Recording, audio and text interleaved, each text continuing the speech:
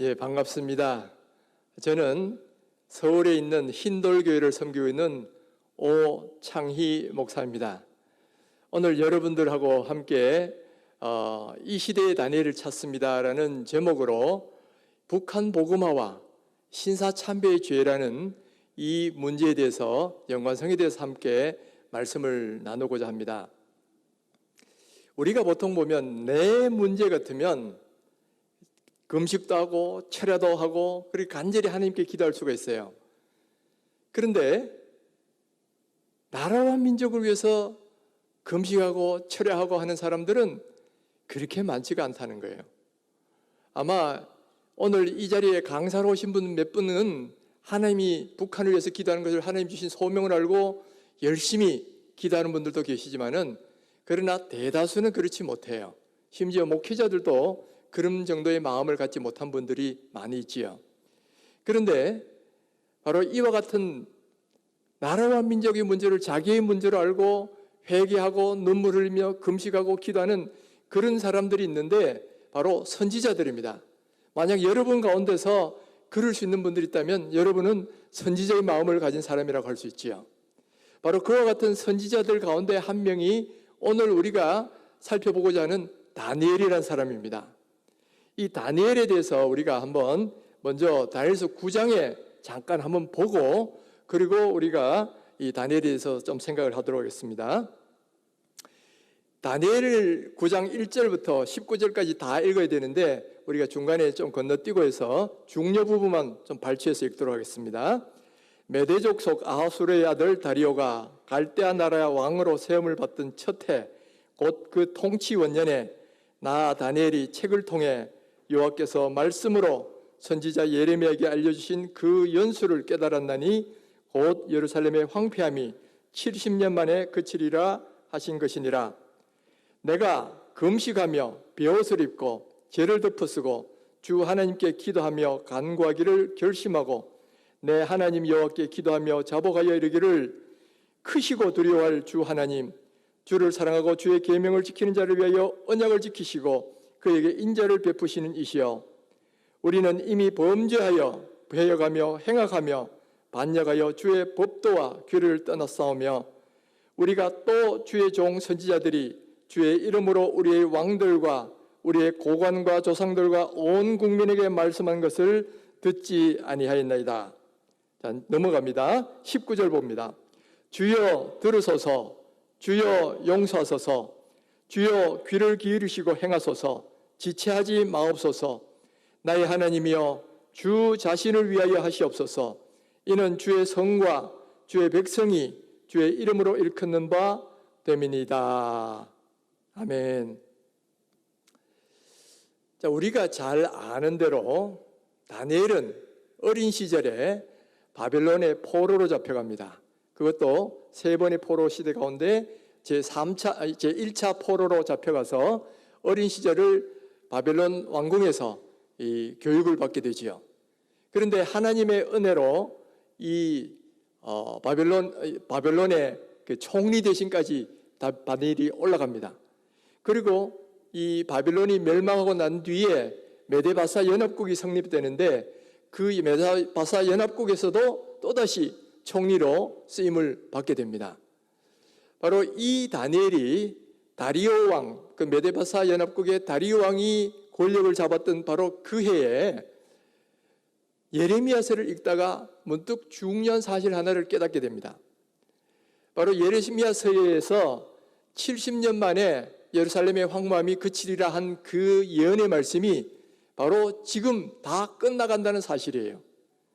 많은 학자들은 이때 다니엘의 이때가 이스라엘 민족이 회복되기 1년 전쯤이라고 봅니다.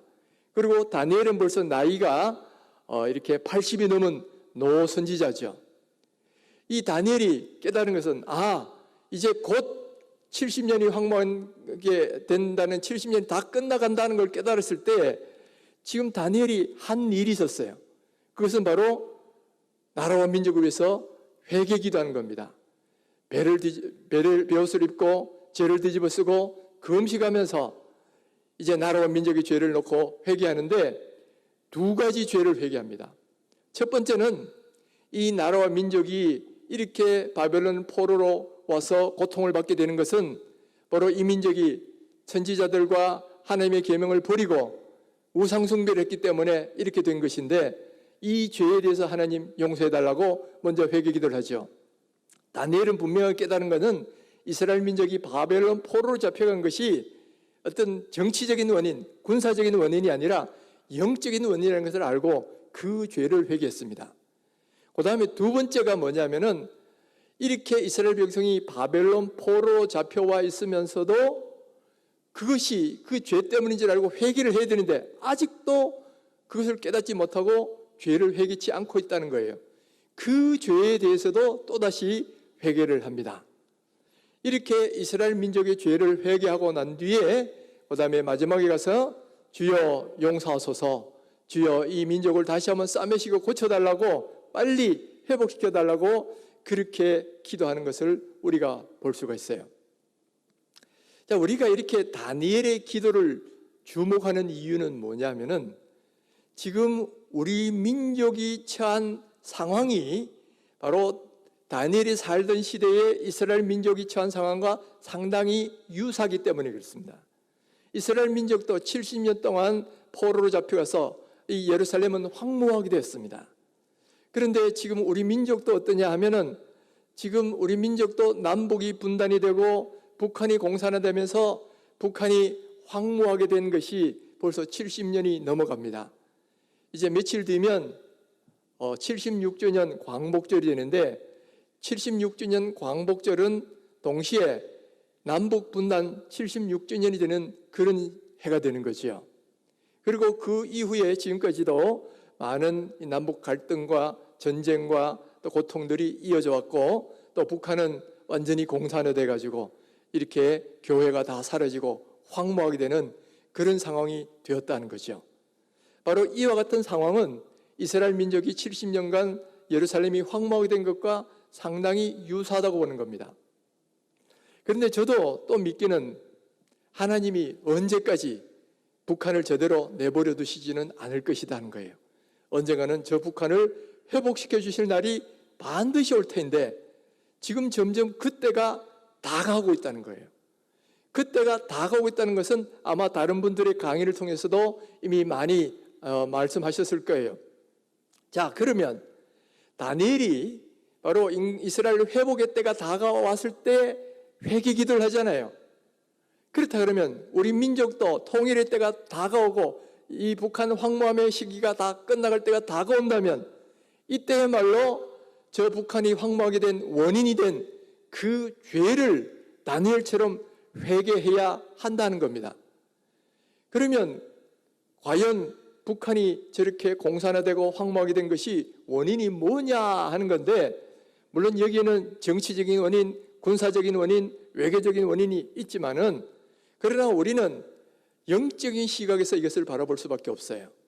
이거는 하나님이 이 일을 하셨다라고 보면, 하나님이 왜 이렇게 하셨을까?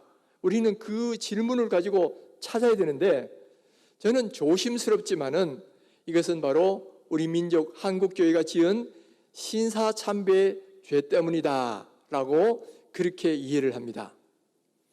자, 그러면 신사참배의 죄는 과연 무엇이길래 그것을 그렇게 남북분단의 원인으로 그렇게 말씀하는가라는 거죠.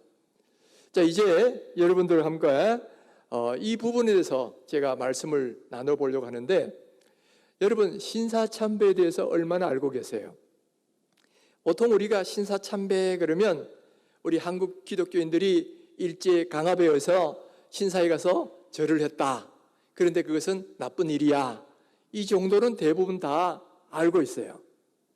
그런데 신사참배가 구체적으로 그것과 관계된 어떤 큰 죄, 배도들이 이루어졌는지를 알고 있는 분들은 그렇게 많지 않습니다. 이건 심지어 목회자들도 잘 몰라요. 죄송하지만 저도 몇 년 전까지는 신사참배가 어떤 죄였는지 대부분 잘 몰랐습니다. 일반인들이 알고 있는 상식, 그냥 신사에 가서 절을 했다, 그것은 나쁜 일이다, 이런 정도만 알고 있었지, 구체적으로 어떤 일들이 행해졌는지 잘 몰랐어요. 그러다가 신사참배가 이 관계돼 가지고 이 미소기 하라이라는 신도 침례를 받았다는 사실을 알게 됐어요. 좀 이따 제가 말씀드리지만은 기독교 목사들이 저 한강에 들어가서 이렇게 나체로 신도 침례를 받는 일이 있습니다. 제가 그걸 보면서 신사참배가 단순히 신사에 가서 절한 정도가 아니라는 사실을 알게 된 거죠. 그때부터 신사참배를 조금 더 공부하다 보니까 마치 고구마를 하나 잡아서 줄줄 당기면 고구마 줄거리가 줄줄줄줄 딸려 나오는 것처럼 수많은 배도들이 신사참배와 관계해서 이루어졌다는 사실을 발견하게 된 거예요. 그러면서 이 신사참배와 관계해서 얼마나 많은 이 제대로 된 회개들이 이루어졌는가를 살펴보니까 그것도 역시 제대로 되질 않았다는 것도 알게 됐죠. 그러면서 성경을 연구하면서 내 나름대로는 이 신사참배 때문에 북한에 이런 공산화가 오고 남북분단의 비극이 일어난 것이 아니겠는가라는 그런 결론에 이르게 돼서 제가 이렇게 책을 쓰게 된 겁니다. 제가 제목을 아직 끝나지 않은 문제, 신사참배. 왜냐하면 많은 분들은 신사참배는 이미 과거의 문제고 다 지나간 문제라고 생각하기 때문에 이거 아직 끝난 문제가 아니다. 지금 우리가 이 죄를 알고 회개될 때다. 그래서 제목을 이렇게 아직 끝나지 않은 문제, 신사참배라는 제목으로 올해 4월 달에 이 책을 발간하게 됐습니다. 그래서 제가 오늘 여러분하고 나누고 싶은 것은 이 책의 일부를 여러분하고 함께 소개하면서 나누려고 하는 거예요. 자, 그러면 신사참배는 과연 어떤 문제였던가, 죄였던가, 이것을 이제 구체적으로 하나씩 보도록 하겠습니다. 여러분들, 1910년 8월 29일 일컬어서 우리가 국칠이라 그럽니다. 이 날이 무슨 날인지 아시죠? 바로 한일 합방이 이루어진 날입니다. 일본에서 강제적으로 국권을 뺏기고 합방이 이루어졌기 때문에 우리는 이 날을 국가적 수칠이다 해서 국칠이다 그렇게 부르고 있어요. 그러면 여러분 1938년 9월 9일은 어떤 날인지 혹시 아세요? 1938년 9월 9일 이 날은 우리 한국 교회에서 아주 중요한 그런 날이에요. 한국 교회에서 아주 중요한 날인데 이 날이 어떤 날이냐면은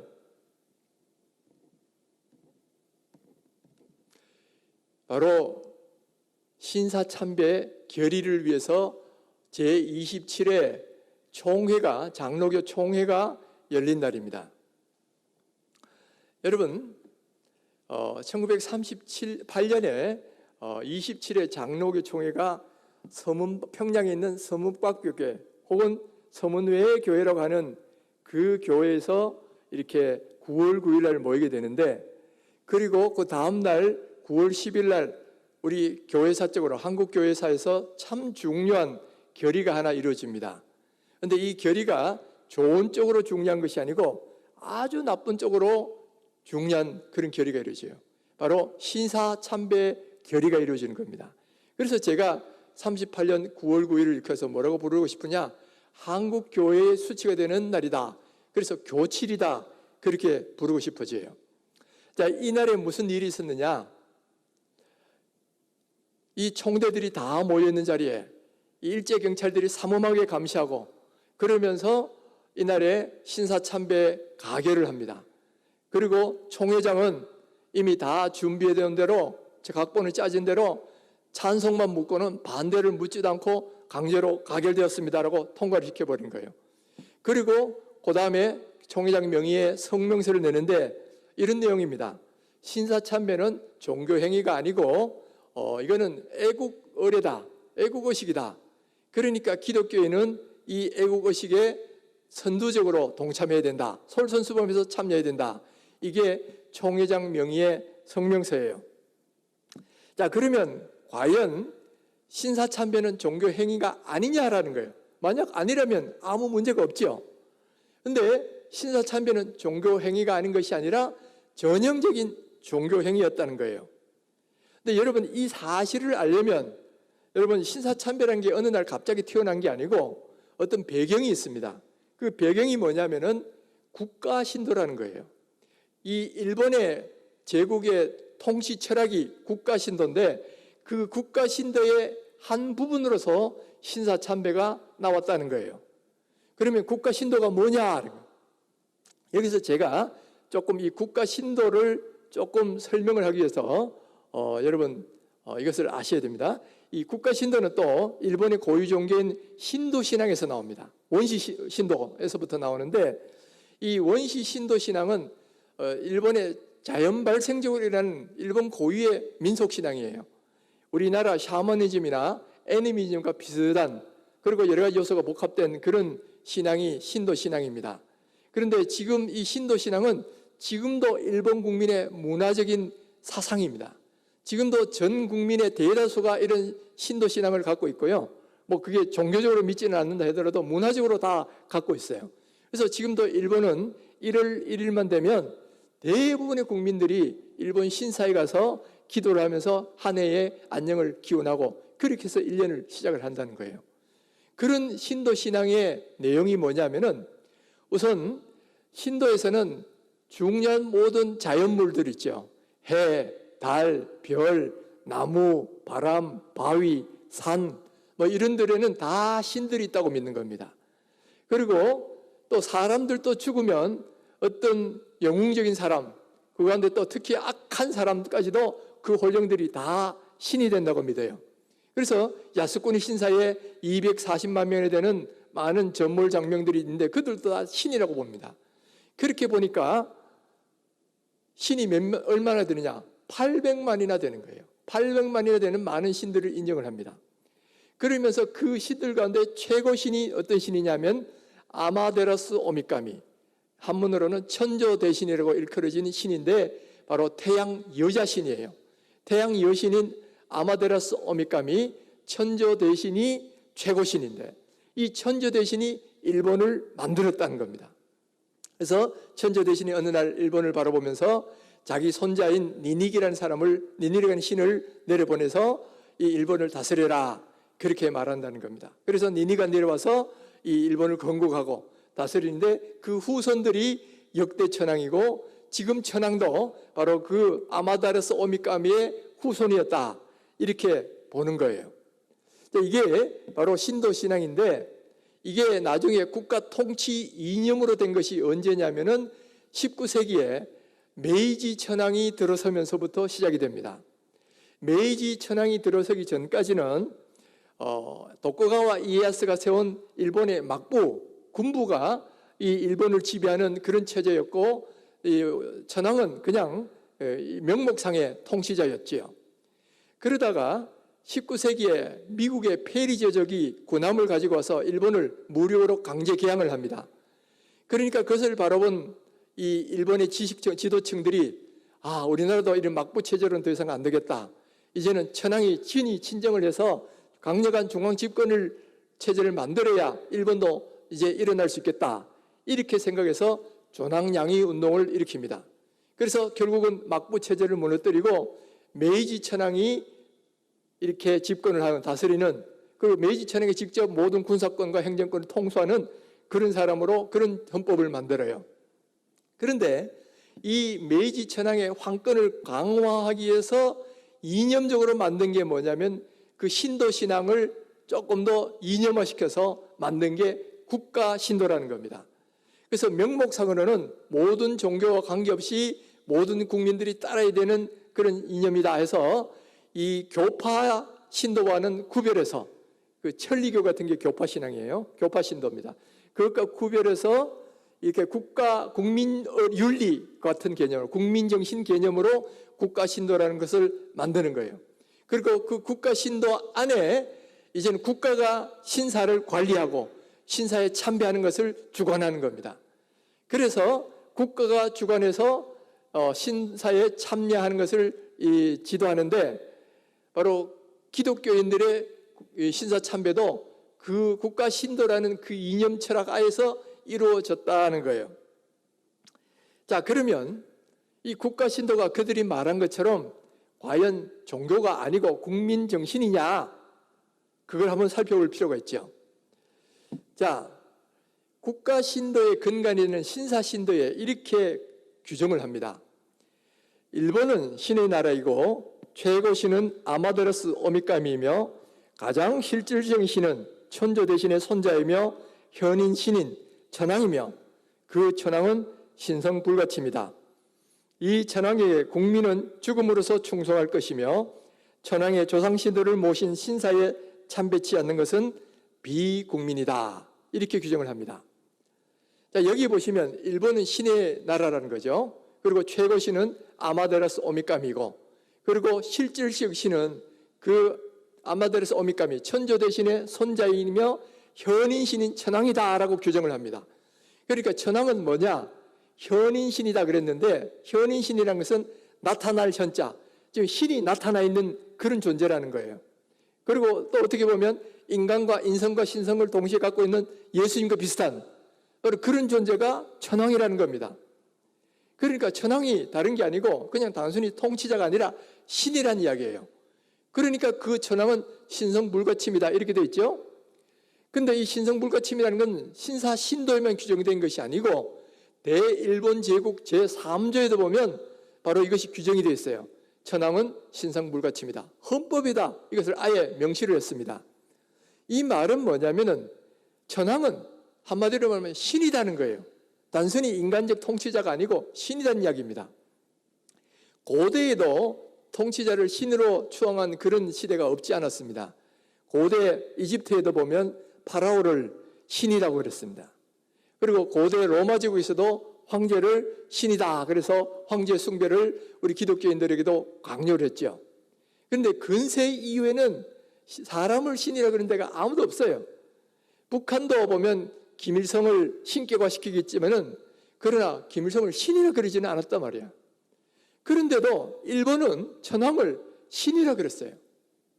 그리고 그 증거가 뭐냐면 일본 천황이 나중에 2차 대전이 폐망하고 난 뒤에 뭘 선언을 하면 나는 신이 아니고 인간이다.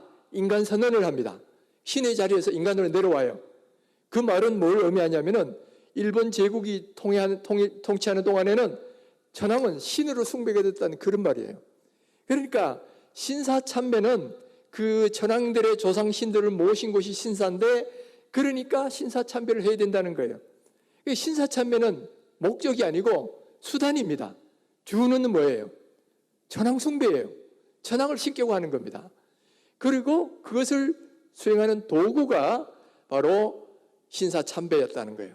그래서 천황을 자꾸 신격화 하려다 보니까 이제 천황의 조상신들까지 거기다 절하도록 그렇게 한 것이 신사참배였다는 거예요. 자, 내용적으로는 이 국가신도는 쉽게 말하면 국교죠. 국교 종교인데, 그런데 명목상으로는 뭘 표명했냐면은 이거는 종교가 아니고 국민 의례다. 이걸 표방하고 그걸 강요한 거예요. 그러니까 그 총칼의 위협과 또 이런 정당한 명분이 있으니까 한국교회도 그것을 덥석 받아들입니다. 그러고 나서 바로 신사참배는 종교행위가 아니다, 애국행위다라고 결의를 해버려요. 그런데 여러분, 이 결의가 참 중요한 이유가 있습니다. 이 신사참배 결의가 왜 중요하냐면은 여러분, 이것은 첫 번째는 기독교의 마지막 보루가 무너진 거예요. 이미 다른 교파들은 뭐 감리교 또는 뭐 성결교 할 것 없이 다른 교파들은 이미 신사참배에 대해서 다 굴복을 했습니다. 장로교가 마지막 남았는데 장로교가 이 결의를 함으로써 기독교의 마지막 보루가 무너진 거죠. 그래서 기독교가 이제 완전히 굴복한 거예요. 뿐만 아니라 두 번째는 어떤 의미가 있느냐? 당시의 장로교의 교세는 전체 기독교, 다른 교파들 다 합친 것에 거의 4분의 3 내지 5분의 4를 차지합니다. 그러니까 절대 다수가 장로교예요.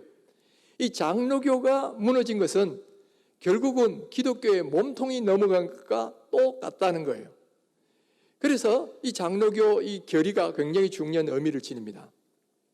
뿐만 아니라 세 번째는 뭐냐면 이 결의가 정당화의 근거가 되고 수단이 되어서 이때부터 수많은 배도들이 이루어집니다.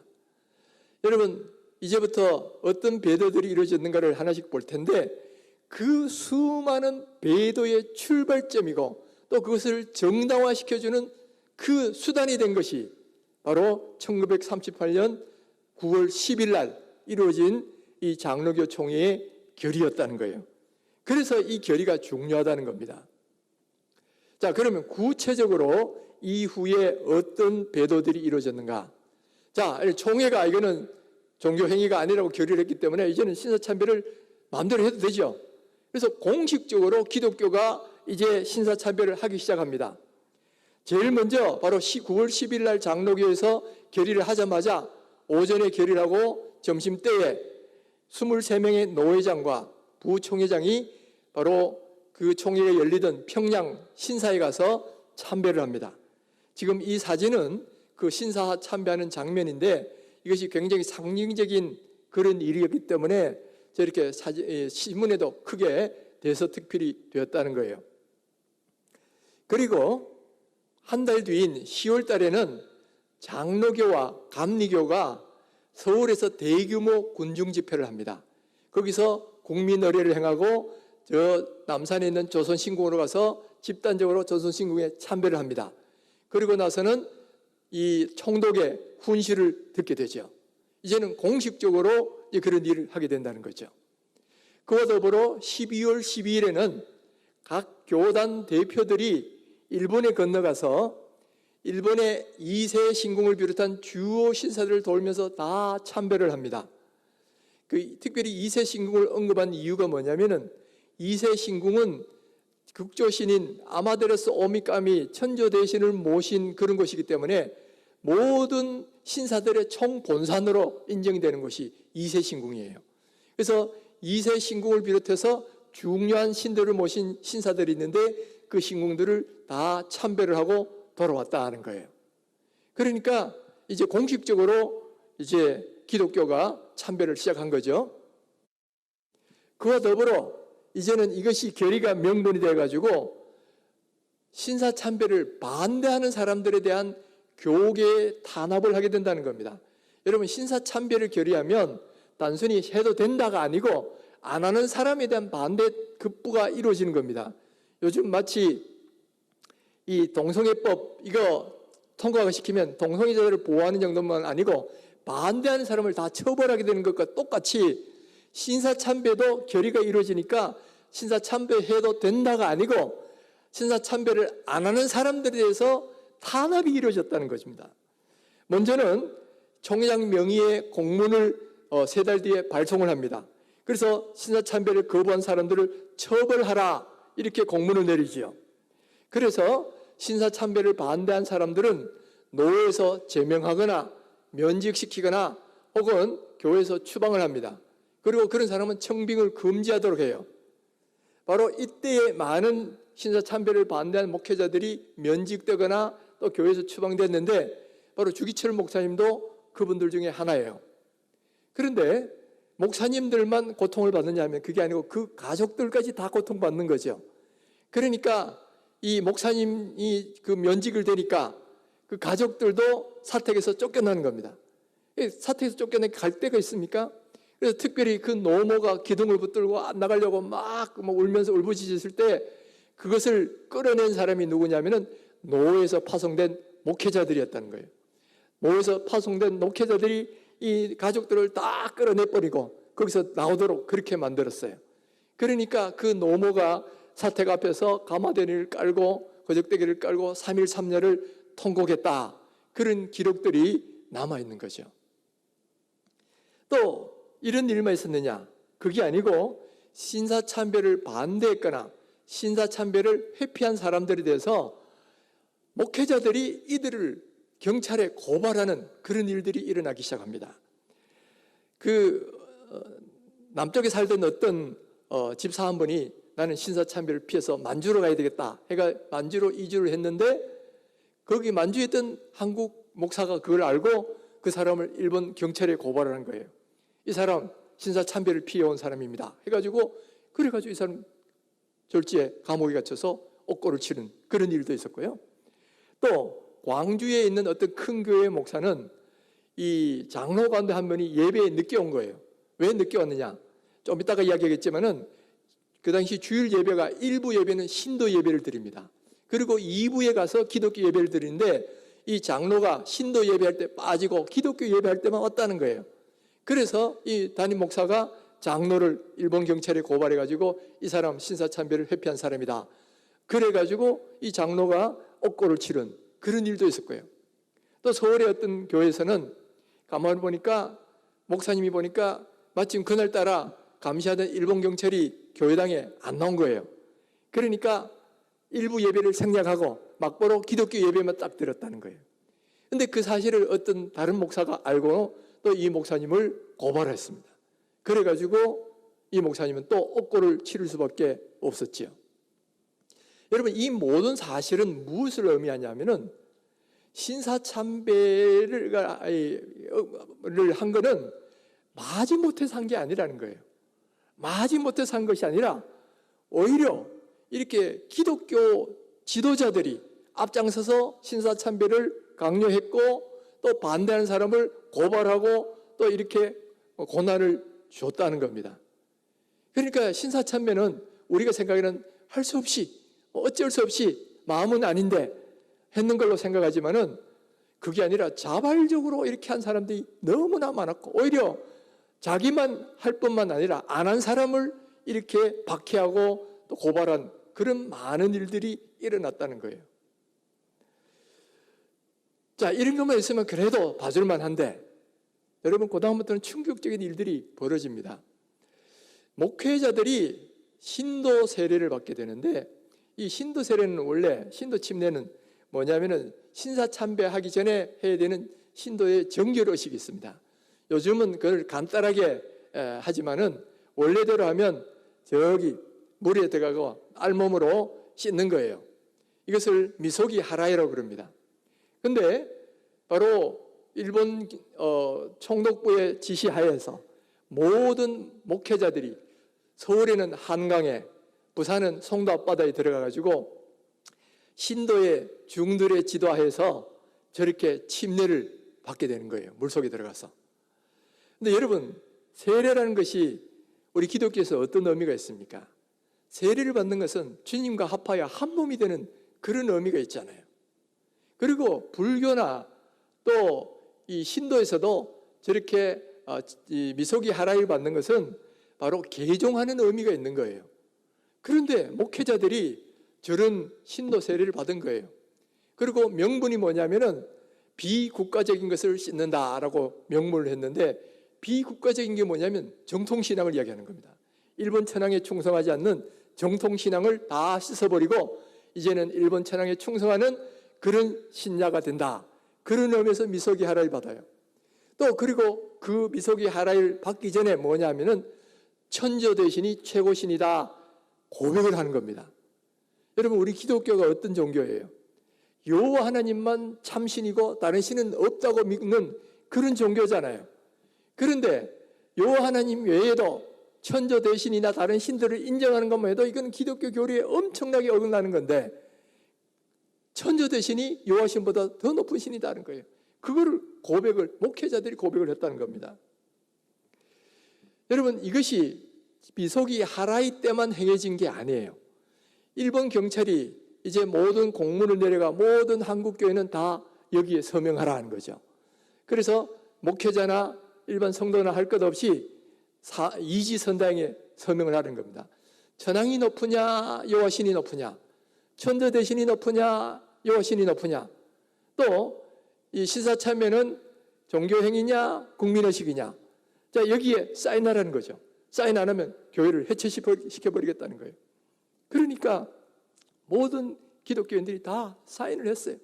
천황이 더 높은 신이다, 또는 천저 대신이 더 높은 신이다, 뭐 여기에다가 다 사인을 했다는 거예요.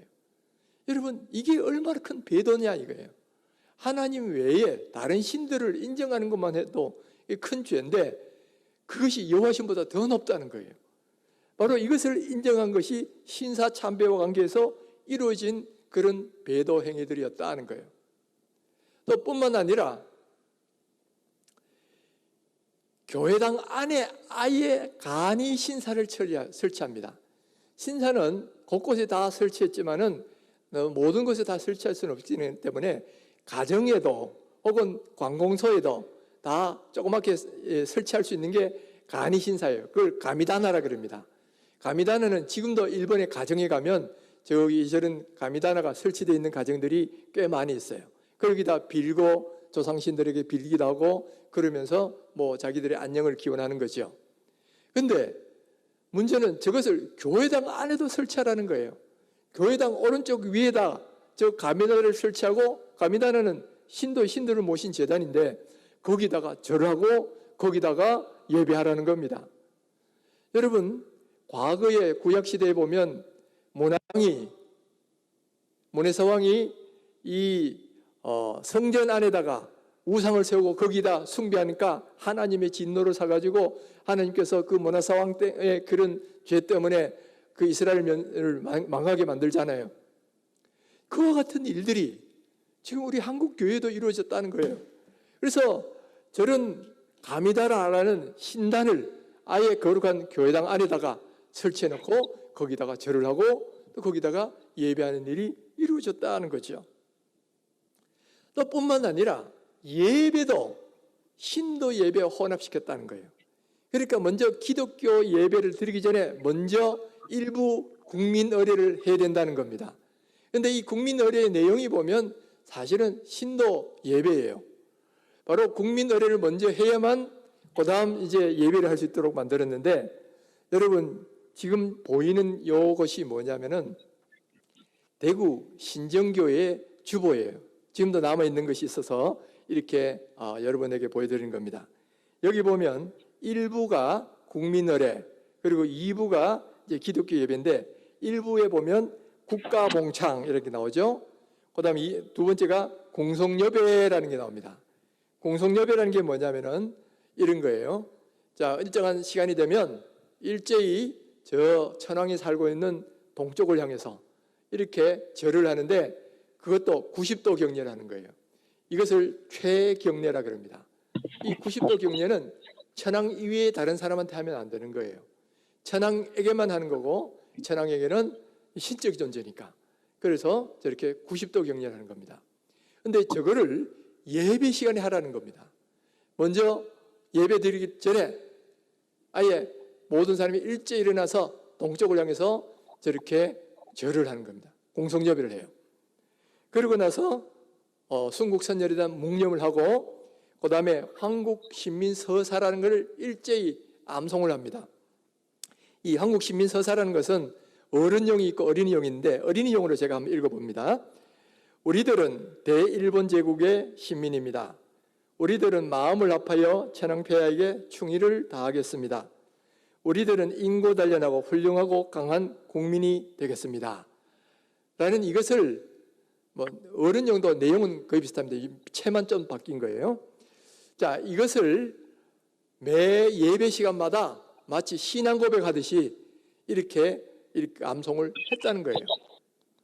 또 그 다음에는 우미유가바라는 이 군가입니다. 군가를 일제히 부릅니다. 이 우미유가바는 이런 내용입니다. 바다로 나간다면 나의 시체는 바다에 띄우고 산에 나간다면 초원해버린다. 천황의 곁에서 죽어도 뒤돌아보는 일은 없으리. 자, 이게 보면 천황의 곁에서 죽어도 뒤돌아보는 일이 없고 이런 이야기죠. 이 군가는 원래 군인들이 전쟁터에 나갈 때 또는 가미가제 특공대가 마지막 이 임무를 수행하러 갈 때 부르는 군가가 우미유가바예요. 그런데 이것을 예배 시간에 성도들이 부르도록 했다는 거예요. 그러니까 이거는 완전히 황제 찬양이에요. 천황 찬양이에요. 찬송가예요. 이것을 이렇게 예배 시간에 불렀다는 거예요. 그러니까 이것은 완전히 신도 예배나 다름없었다는 이야기입니다. 그러고 나서 그 다음에 해야 되는 게 입을 하는 게 기독교 예배예요. 그러니까 예배가 하나님에 대한 예배가 아니고 이거는 신도 섬기고 이방 신도 섬기고 하나님도 섬기는 그런 예배가 되어버렸다는 거죠.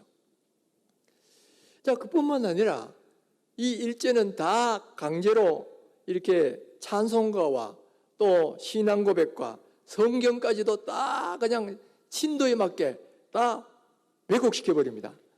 그래서 찬송가 가운데 믿는 사람들아 군병 같더니 이런 전투적인 찬양 다 빼버립니다. 그리고 삼천리반도 금수강산 이런 민족적 의식을 고취시키는 거 빼버립니다. 그리고 진정한 왕은 천왕 한 분밖에 없기 때문에 하나님에 대해서도 찬송 가운데 왕이니 다스리시네 이런 거는 다 뭐냐, 주 이렇게 바꾸고 보살피시네 이렇게 다 바꿔버려요. 찬송가도 완전히 천왕 제일주로 바꿉니다. 그리고 성경도 보면 신도, 국가 신도가 안 맞는 건 다 빼버립니다. 천지 창조 기사 이거는 신도 사상하고 다른 거잖아요.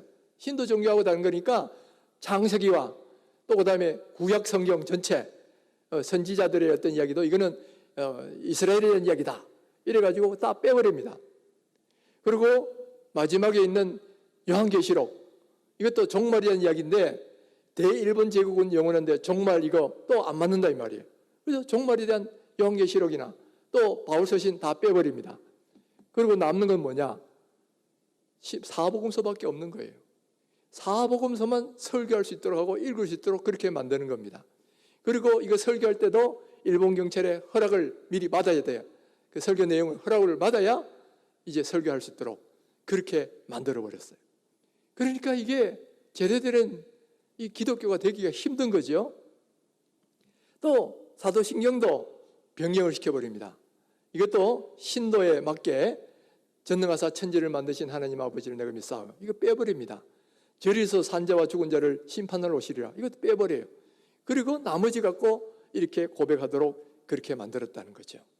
그러니까 이게 제대로 된 기독교냐. 또 교회는 설령 그렇게 잘못된다 해도 보루가 되어야 되는 곳이 신학교입니다. 그런데 신학교도 오히려 변질이 되었다는 거예요.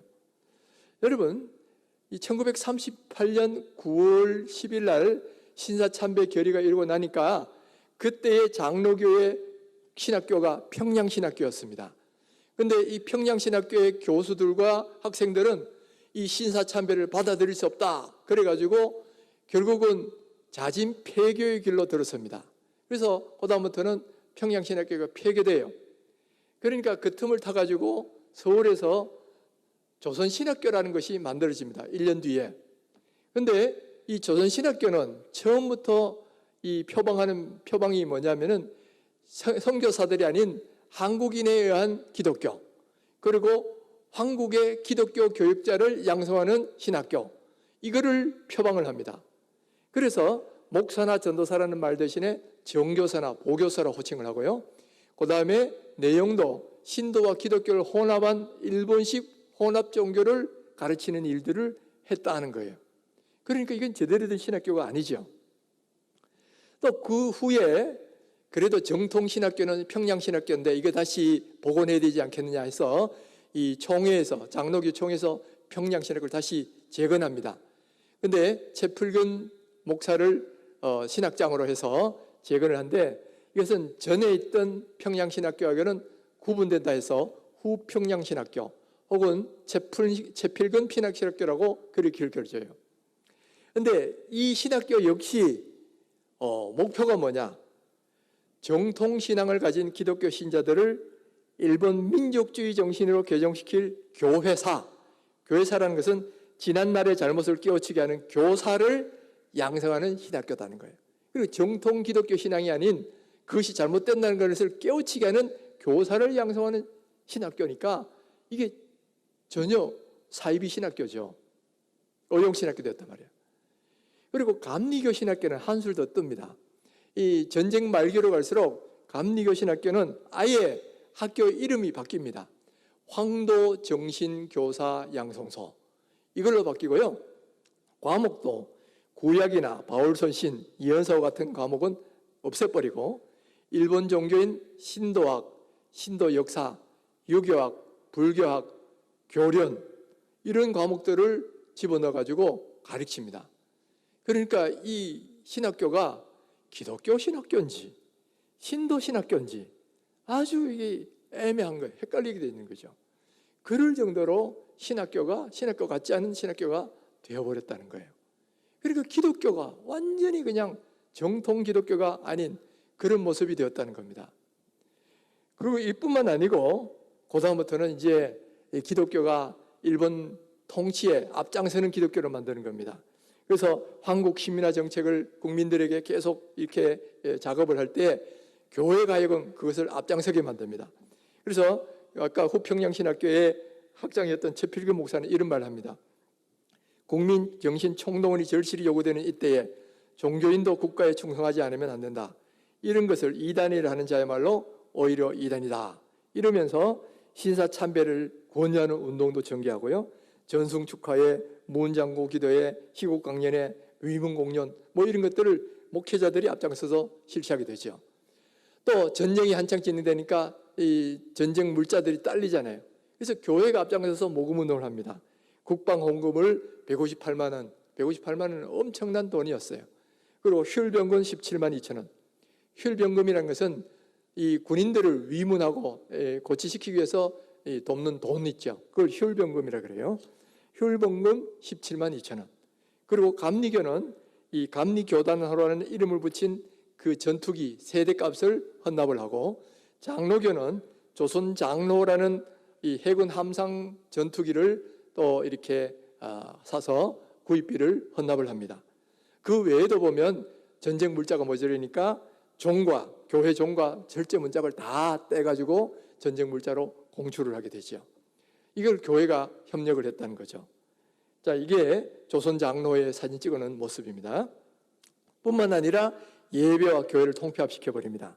주일 오전 예배를 제외하고는 모든 예배를 금지시키고요. 또 교회도 면 단위마다 한 개만 남깁니다. 그리고 교파와 관계없이 한 개만 남겨놓고 다 통폐합 예배예요. 그러니까 교회 숫자가 나중에 전쟁 후반기로 갈수록 정말 줄어들어 버립니다. 그리고 자연히 이 성도 수도 줄겠죠. 그리고 폐쇄된 교회 재산은 국방 헌금으로 헌납해 버립니다. 그리고 기독교를 일본적 기독교로 일본식으로 다 만들어 버리는 거예요. 일본이 그때 조선을 이렇게 장시 개명하고 또 일본어를 국어로 쓰도록 했는데 그걸 교회 안에도 똑같이 한 겁니다. 그래서 예배도 일본어, 설교도 일본어. 그래서 이 총회록도 일본어로 작성하도록 그렇게 만들죠.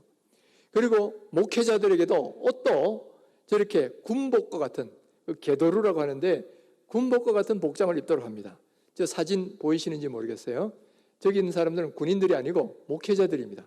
그 옷들이 다 보면 일본 군복과 같은 옷이에요. 또 그리고 예배나 기독교 총회 같은 모든 모임 때는 국민의례, 신도의식을 거역을 먼저 하지요. 그리고 모든 기독교들이 선교사로부터 대식하면 서양과 다 연결되어 있는데 그걸 다 끊게 만듭니다. YMCA나 또는 뭐 장로교나 감리교 다 서양에 있는 거하고 연결되어 있는데 다 끊어버리고 일본 교단과 통합하도록 그렇게 만들죠. 그래서 일본적 기독교라는 건 한마디로 천황을 중심으로 하는 기독교, 또 일본에 충성하는 기독교를 만드는 거죠. 그리고 마지막으로 한 것이 뭐냐면은 교단을 다 통폐합해버립니다. 그 장로교도 42년 31회 총회를 끝으로 스스로 해산해버립니다. 그리고 43년에 장로교회들은 일본 장로교단에 합병이 돼버려요. 그리고 감리교도 마찬가지고요. 그리고 45년에 가면 바로 해방되기 며칠 전에 우리 모든 교단들이 다 합쳐져서 교파들이 합쳐져서 일본 기독교 조선 교단이라는 게 만들어집니다. 그러면서 역시 일본에도 다 합쳐진 일본 기독교단이 있는데 거기에 하부 조직으로 편입이 되어버려요. 바로 이런 일들이 이루어지는데 이것이 바로 여러분 신사참배의 본질이라는 겁니다. 여러분 신사참배는 신사에 절한 것만 있는 게 아니에요.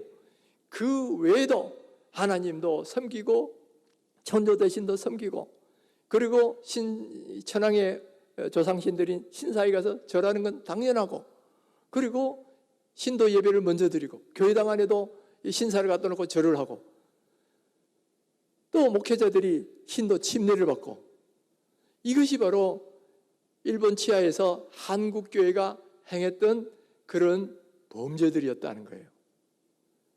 여러분 바로 이와 같은 엄청난 죄를 지은 것은 여러분 저 사사기 시대의 죄와 다를 바 없는 거예요.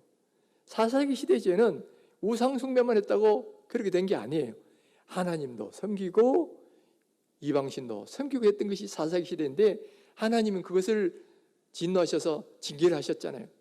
그렇다면 바로 이와 같은 엄청난 배도를 저지른 그런 한국교회의 죄를 하나님이 그냥 보시겠느냐.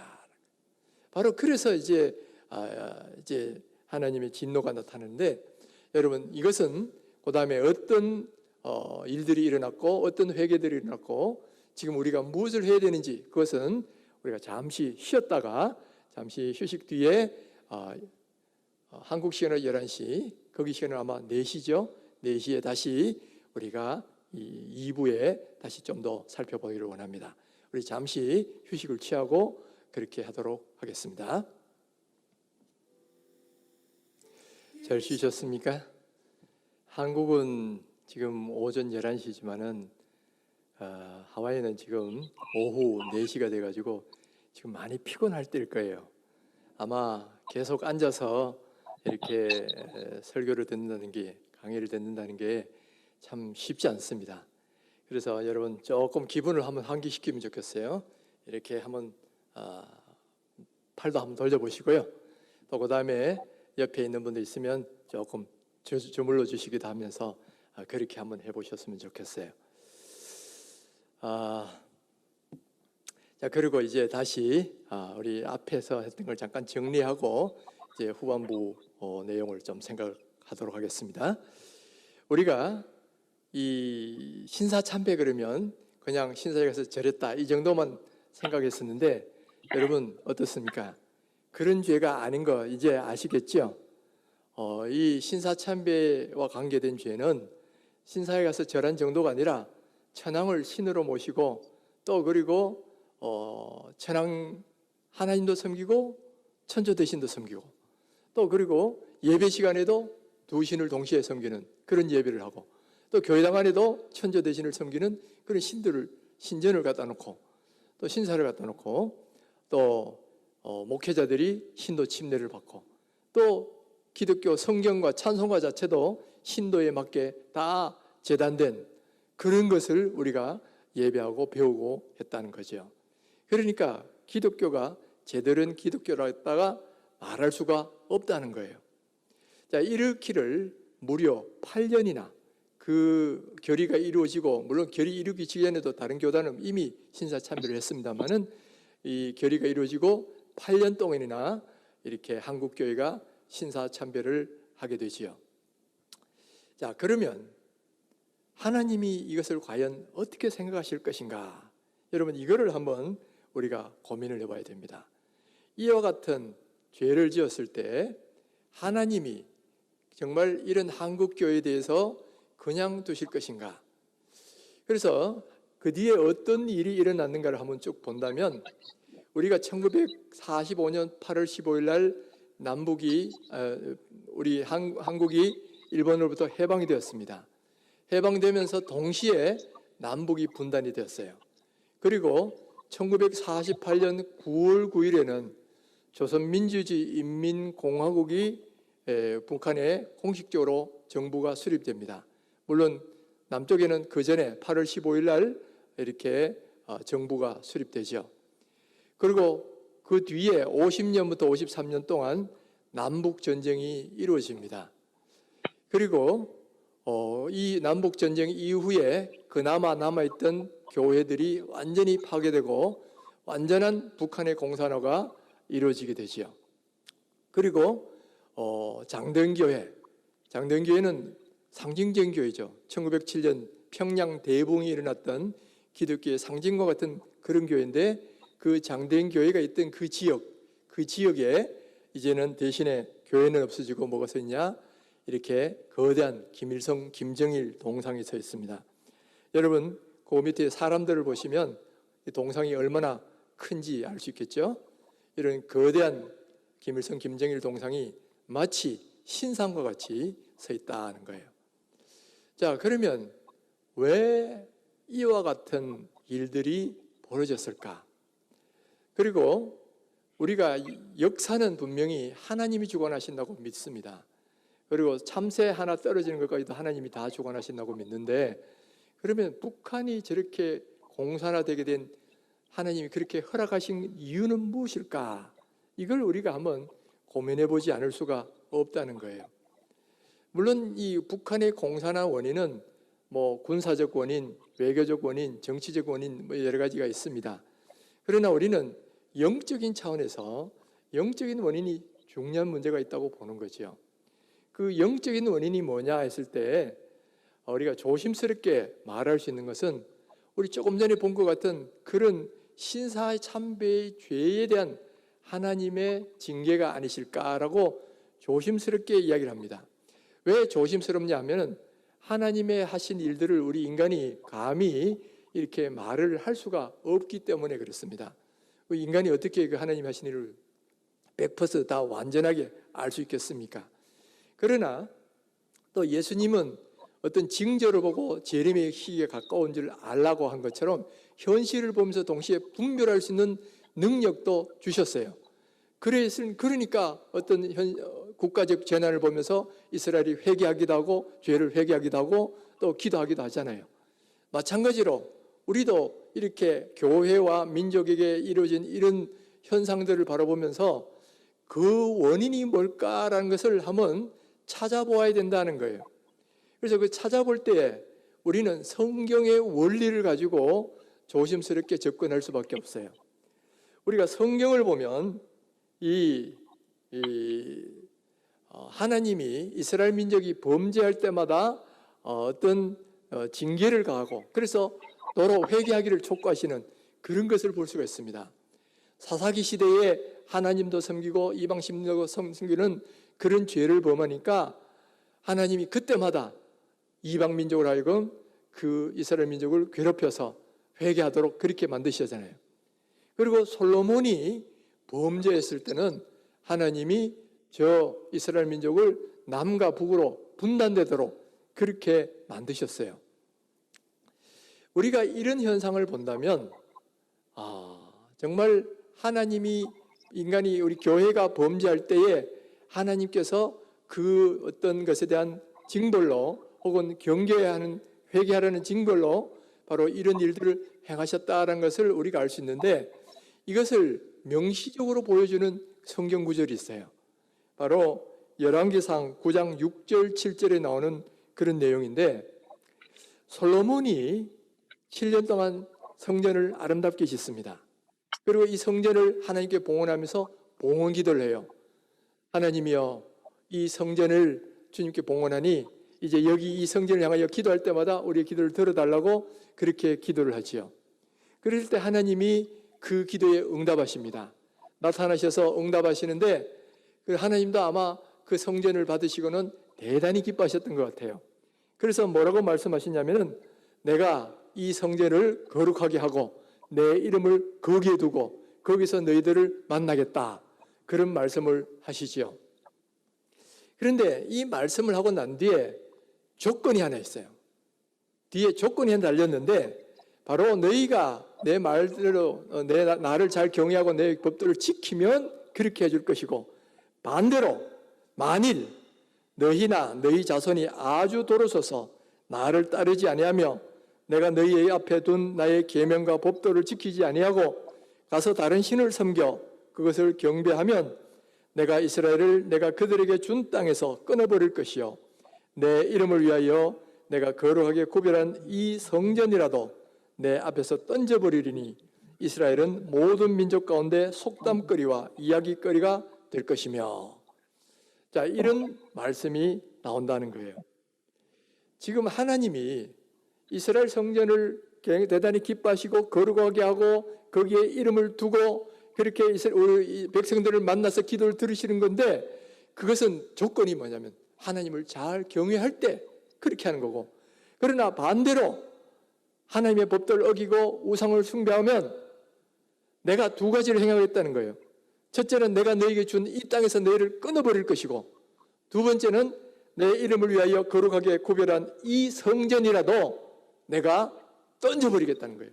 성전을 하나님 스스로가 던져버리고 파괴해버리겠다는 거예요. 여러분 간혹 이 선지서를 읽으면 그런 장면이 나오잖아요. 이 예배는 드리고 제사는 드린데 성전에 나와서 그러나 하나님을 제대로 경외하지 않는단 말이에요. 그리고 내가 차라리 이 성전문을 닫는 것이 낫겠도다. 그렇게 말씀하시는 게 여러 번 나오잖아요. 바로 이런 말씀하신 것을 하나님이 직접 실제로 행하신 것이 있는데, 그것도 한 번도 아니고 두 번이나 그렇게 하셨다는 거예요. 자, 첫 번째가 언제냐면은 바로 솔로몬 성전이 이 바벨론 군대에서 파괴된 때예요. 느부갓네살 왕이 군대를 이끌고 와서 3차 포로로 잡혀갈 때 이 성벽을 완전히 허물어버리고, 그리고 솔로몬 성전도 완전히 파괴해버립니다. 그러니까 하나님께서 말씀하신 그 두 가지가 그대로 이루어진 거죠. 이스라엘 백성들이, 유다가 하나님을 버리고 우상을 숭배하고 성전에서도 우상을 만들어 놓고 경배하고 하니까 하나님이 진노하셔서 저 바벨론 군대를 드셔서 이스라엘 민족을 그 땅에서 끊어버렸죠. 다른 데로 잡혀가게 만드시고, 그리고 성전도 완전히 파괴되도록 그렇게 하셨다는 거예요. 그리고 그 뒤에도 또 한 번 그런 일이 일어나는데 헤롯 성전이 또한 파괴되는 거예요. 자, 솔로몬 성전이 파괴되고 난 뒤에 이스라엘 민족이 70년 만에 다시 귀환합니다. 그래서 스룹바벨을 필두로 해서 다시금 성전을 세우는데, 그게 바로 스룹바벨 성전이죠. 근데 스룹바벨 성전은 규모 면에서는 이 솔로몬 성전에 비해서 비할 바가 아닌 거예요. 좀 초라했단 말이야. 그러나 그것이 몇백 년 뒤에 오면서 헤롯이라는 사람이 왕이 됩니다. 헤롯은 원래 이스라엘 민족이 아니고 에돔 민족이에요. 에돔 민족으로서 이 로마 황제에게 협조를 해가지고 도와줬다가 로마 황제로부터 이 지역을 통치하는 왕으로 임명을 받습니다. 그래서 헤롯이 이스라엘의 왕이 됐는데, 그러나 정통성이 없잖아요. 그래서 이스라엘 민족의 환심을 사기 위해서 한 일이 뭐냐? 바로 성전을 짓는 거예요. 근데 성전을 짓는데 그냥 적당히 짓는 게 아니고 화려하게 짓는 거예요. 바로 스룹바벨 성전을 없앤 건 아니고 거기에 증축을 합니다. 그래서 헤롯 성전은 제2성전이라고 말해줘요. 증축을 하는데 엄청난 규모로, 그것도 나중에 죽고 난 뒤에 계속 지어져가지고 82년 동안 이 헤롯 성전이 지어집니다. 얼마나 화려하게 지었느냐면 여러분 규모를 한번 비교해 보십시오. 자, 왼쪽에 있는 것이 솔로몬 성전이고 오른쪽에 있는 것이 헤롯 성전이에요. 그러니까 솔로몬 성전의 규모 면에서도 몇 배나 되죠? 뿐만 아니라 화려하기도 이를 데 없습니다. 그래서 모든 벽들은 흰 대리석으로 다 지어졌고요. 그리고 그 상부에 있는 모든 테두리는 금으로 다 칠해진 거예요. 그러니까 햇빛이 비치면 빛이 번쩍번쩍하고 날 수밖에 없는 겁니다. 너무 아름다우니까 당시에도 헤롯 성전을 보지 않고는 이 건축에 대해서 논하지 말라, 그럴 정도로 이 헤롯 성전은 아름다운 건축물로 손꼽혔어요. 그러니까 예수님의 제자들도 예수님한테 얘기했죠. 예수님, 헤롯 성전이 얼마나 멋있습니까? 그걸 자랑하니까 예수님 하신 말씀이 뭐예요? 저 성전 돌 위에 돌 하나도 남기지 않고 다 무너뜨릴 날이 올 것이다. 지금 겉껍데기는 건지리하고 화려하지만은 실제로 그 내용은 하나님을 섬기지 않고 하나님을 거역한단 말이에요. 바로 예루살렘 그 솔로몬 성전 때도 그런 일이 있었고, 예수님 시대에도 하나님의 아들 예수님이 왔을 때 오히려 예수님을 거역하고 죽이는 그런 일까지 벌어지니까 이 성전도 하나님이 던져버리실 것이라는 거예요. 그래서 돌 위에 돌 하나도 남지 않을 것이다, 예수님이 예언을 했는데 그 예언이 그대로 이루어졌다는 거예요. 이 AD 70년에 이스라엘 백성들이, 열심당들이 반란을 일으킵니다. 그래서 로마의 디도 장군이 예루살렘 성을 포위하는데 오랫동안 포위를 해요. 그리고 드디어 예루살렘 성을 함락시키는데, 그러니까 헤롯 땅이 아니라 열심당들이 마지막 결전을 벌이는 곳이 성전에 들어가서 결전을 벌입니다. 그런데 그날이 밤이었어요. 그런데 디도 장군은 원래 이 성전이 너무나 아름답게 지어졌기 때문에 성전 건물은 파괴하지 말라 이렇게 명령을 내렸어요. 그런데 전투가 한창 진행되니까 이 성전에 있는 커튼에 불이 붙는 거야. 불이 붙으니까 사람들이 막 흥분하기 시작하는 겁니다. 아무리 성전 건물을 해치지 말라 이렇게 해도 이 전쟁 중이니까, 전투 중이니까 막 그 말을 다 잊고 막 열심히 불 붙이고, 결과적으로 어떻게 되냐? 성전이 불타고 나중에 그 위에 있는 금들이 다 녹아내려가지고 성전 벽돌들 사이에 틈에 끼는 거예요. 그러니까 나중에 로마 군인들이 금을 차지하려고 이 벽돌들을 다 헤집어 버린 겁니다. 그래서 이 예수님의 예언이 그대로 실현이 되어 버렸죠. 돌 위에 돌 하나도 남지 않고 성전이 완전히 파괴가 되는 그런 일들이 일어났다는 거예요. 자, 이것은 뭘 말하느냐면 하나님이 솔로몬에게 말한 거 있죠. 이 만일 우상을 숭배하고 내 법도를 어기면 성전이라도 던져버리겠다 그랬는데 하나님이 그렇게 하신 거다는 거예요. 우리가 생각하기에는 바벨론 군대가 솔로몬 성전을 파괴하고 로마 군대가 헤롯 성전을 파괴한 것 같지만은 사실은 누가 그것을 했느냐? 하나님이 하신 것이다. 왜? 바로 이스라엘 민족이 하나님을 거역하고 숭배하고 또 계명을 어기니까 하나님 스스로가 성전을 던져버리셨다는 거예요. 이것이 바로 성경이 말하는 성경의 원리예요. 자, 그렇다면 여러분, 이것을 우리 한국 교회에다가 한번 대입을 해보십시다. 하나님은 분명히 우리 한국 교회를 정말 사랑하셔요. 그래서 서양의 선교사들을 보내서 이 민족에 복음을 전해주시고 이 복음이 왕성하게 이렇게 부흥도 일어나고 또 교회가 많이 세워지도록 그렇게 하셨어요. 하나님은 분명히 한국 교회를 사랑하고 계신다 하는 거예요. 그러나 그것은 하나님을 잘 섬길 때 이야기지. 이렇게 하나님께 범죄하고 하나님의 말씀을 어기면 하나님이 그런 교회를 그냥 두시겠느냐 하는 거예요. 분명히 사랑하는 자에게는 채찍을 주신다 그랬는데 그 죄를 회개하도록 하나님을 채찍을 주시지 않겠느냐라는 거예요. 그리고 그 뒤에 일어난 일이 남북 분단이고 북한에 공산하고 북한의 교회가 완전히 파괴되는 그와 같은 일들이 일어났어요. 그러니까 이 성경의 원리와 또 그 직후에 일어난 일을 볼 때에 이 북한의 공산화와 남북 분단의 원인이 영적으로 볼 때는 바로 이 신사참배의 죄에 대한 하나님의 징계가 아니겠느냐라고 우리는 그렇게 추정을 하는 겁니다. 물론 이거는 100% 하나님 뜻이라고 단정할 수는 아무도 없습니다. 그렇지만은 성경에 나타나는 원리가 그렇다 그러면 오늘 우리 현실도 그렇게 이해하는 것이 합리적인 해석일 것이다 하는 거예요. 그래서 저는 신사참배 이 죄가 하나님도 섬기고 이방신도 섬기는 그런 사사기적인 죄였다는 것이 맞다면 하나님은 이 한국교회에 진노하셨고 그 결과로 남북의 분단이 오게 됐다는 거예요. 저는 그렇게 해석하는 것이 합리적이라고 믿습니다. 그리고 이거는 저만 그렇게 하는 것이 아니고 요즘 조금 영적 각성이 있는 많은 분들이 저와 동일하게 해방 직후에 있던 많은 분들도 이 전쟁을 경험하고 난 뒤에 그렇게 회개 기도를 했고요. 지금도 그렇게 보는 분들이 저 말고도 많이 있다는 거예요. 그러면 왜 하필이면 북한만 공사하느냐? 북한은 당시에 보면 이 평양은 동방의 예루살렘이라고 불릴 정도로 기독교세가 아주 번성을 했습니다. 그리고 평양에 있는 평안남북도 황해도 지역은 남한에 비해서 3배 정도의 교세가 있었어요. 오히려 기독교가 왕성한 저곳이 왜 도리어 저렇게 공산화가 되고 교회가 황무해졌느냐, 또 이런 의문이 들 수가 있는데 이 부분에 대해서도 저는 조심스럽게 이렇게 추정을 해봅니다. 이 하나님이 더 큰 은혜를 주셨잖아요. 북한 지역에 하나님이 더 큰 은혜를 주셨으면, 하나님이 더 좋은 걸음을 주셨으면 더 좋은 열매를 맺기를 기대하시는데, 근데 더 악한 열매를 맺었다는 거예요. 이 신사참배 결의를 주도하는 곳이 어디였느냐면은 다 북한 지역에 있는 목회자들이 앞장서서 했습니다.